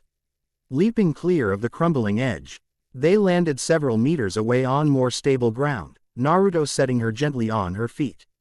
For a brief moment, their magics had interacted directly, his draconic energy and her temporal manipulation creating an unexpected resonance that left both momentarily disoriented. That was, Ultir began, her usual composure briefly shaken. Interesting, Naruto finished for her. Your magic interacted with mine in a way I haven't experienced before. Ultir studied him with renewed fascination. Your draconic energy exists partially outside normal temporal flow. When my arc of time contacted it directly, she paused, scientific curiosity overtaking personal concerns. The implications for temporal theory are significant. A discussion for safer ground, Naruto suggested as another section of mountain collapsed nearby. They descended rapidly, rejoining the fairy tale group at the mountain's base. Dragon Fang Mountain continued its partial collapse behind them. Dust clouds billowing into the evening sky. Everyone accounted for, Erza confirmed, conducting a swift head count. All present, Lucy reported. Though we sank most of the cultists in the confusion. Better than losing them in the collapse, Naruto noted. Ultir stood slightly apart from the group, her posture suggesting readiness to depart at any sign of hostility. Erza approached her directly, still wary but marginally less aggressive. Your proposal of information exchange, the Requip mage began formally. We'll need to consult with Master Makarov. If you're sincere, meet us at Fairy Tale tomorrow. Ultir considered this, then nodded. Very well. Noon, Erza confirmed. With a final enigmatic glance at Naruto, Ultir stepped back. K ward into what appeared to be a rift in space, her specialized teleportation magic activating to transport her elsewhere. Can she be trusted? Gray asked once she disappeared, his tone suggesting personal history with the time mage. Unknown, Erza answered pragmatically. But her information may prove valuable, and better to have her where we can observe her actions. Naruto remained silent, still processing the unexpected magical resonance that had occurred between them. In his long existence, few human magics had interacted so directly with his draconic essence. Arc of time apparently created unique overlap with the temporal anomalies inherent in a being who had lived outside normal lifespans. What did Kyojin mean? Natsu asked suddenly, breaking into Naruto's thoughts. About the Ancient One, stirring in some prison, and the sky burning red. All eyes turned to Naruto, who sighed softly. More revelations would be necessary, it seemed. Dragon prophecy, he explained reluctantly. Kyojin was among the dragons gifted with foresight, the ability to glimpse potential futures. His words suggest a specific threat may be emerging concurrent with these ritual disturbances. What threat? Lucy pressed when he didn't elaborate. Naruto gazed at the partially collapsed mountain, memories of ages long past surfacing. Before Aknologia, before the first dragon slayers, there was another conflict, one involving a dragon so powerful and destructive that other dragons united to imprison her rather than risk the damage her death might cause to the world's magical ecosystem.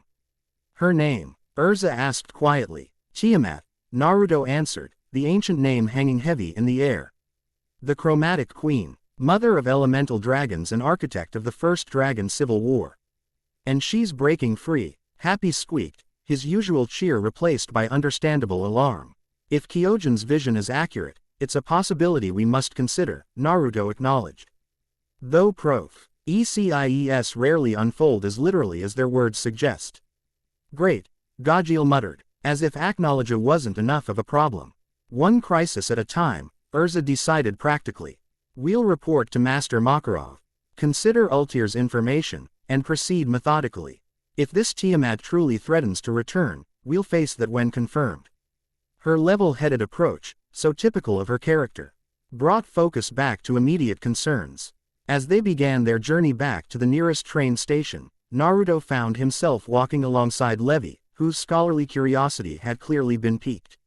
I've never read anything about a dragon named Tiamat, she commented quietly. Yet you speak of her as someone significant to dragon history. Much of true dragon history never entered human records, Naruto explained. Tiamat predates human writing systems by millennia. Her conflicts with other dragons shaped the very geography of Earthland. And she was imprisoned rather than killed. Levi continued. How is that even possible for something so powerful?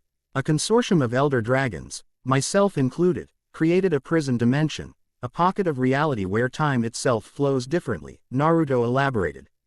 Seeing no harm in sharing historical information. There, Tiamat would experience centuries as mere days, preventing her from gathering enough magical energy to break free.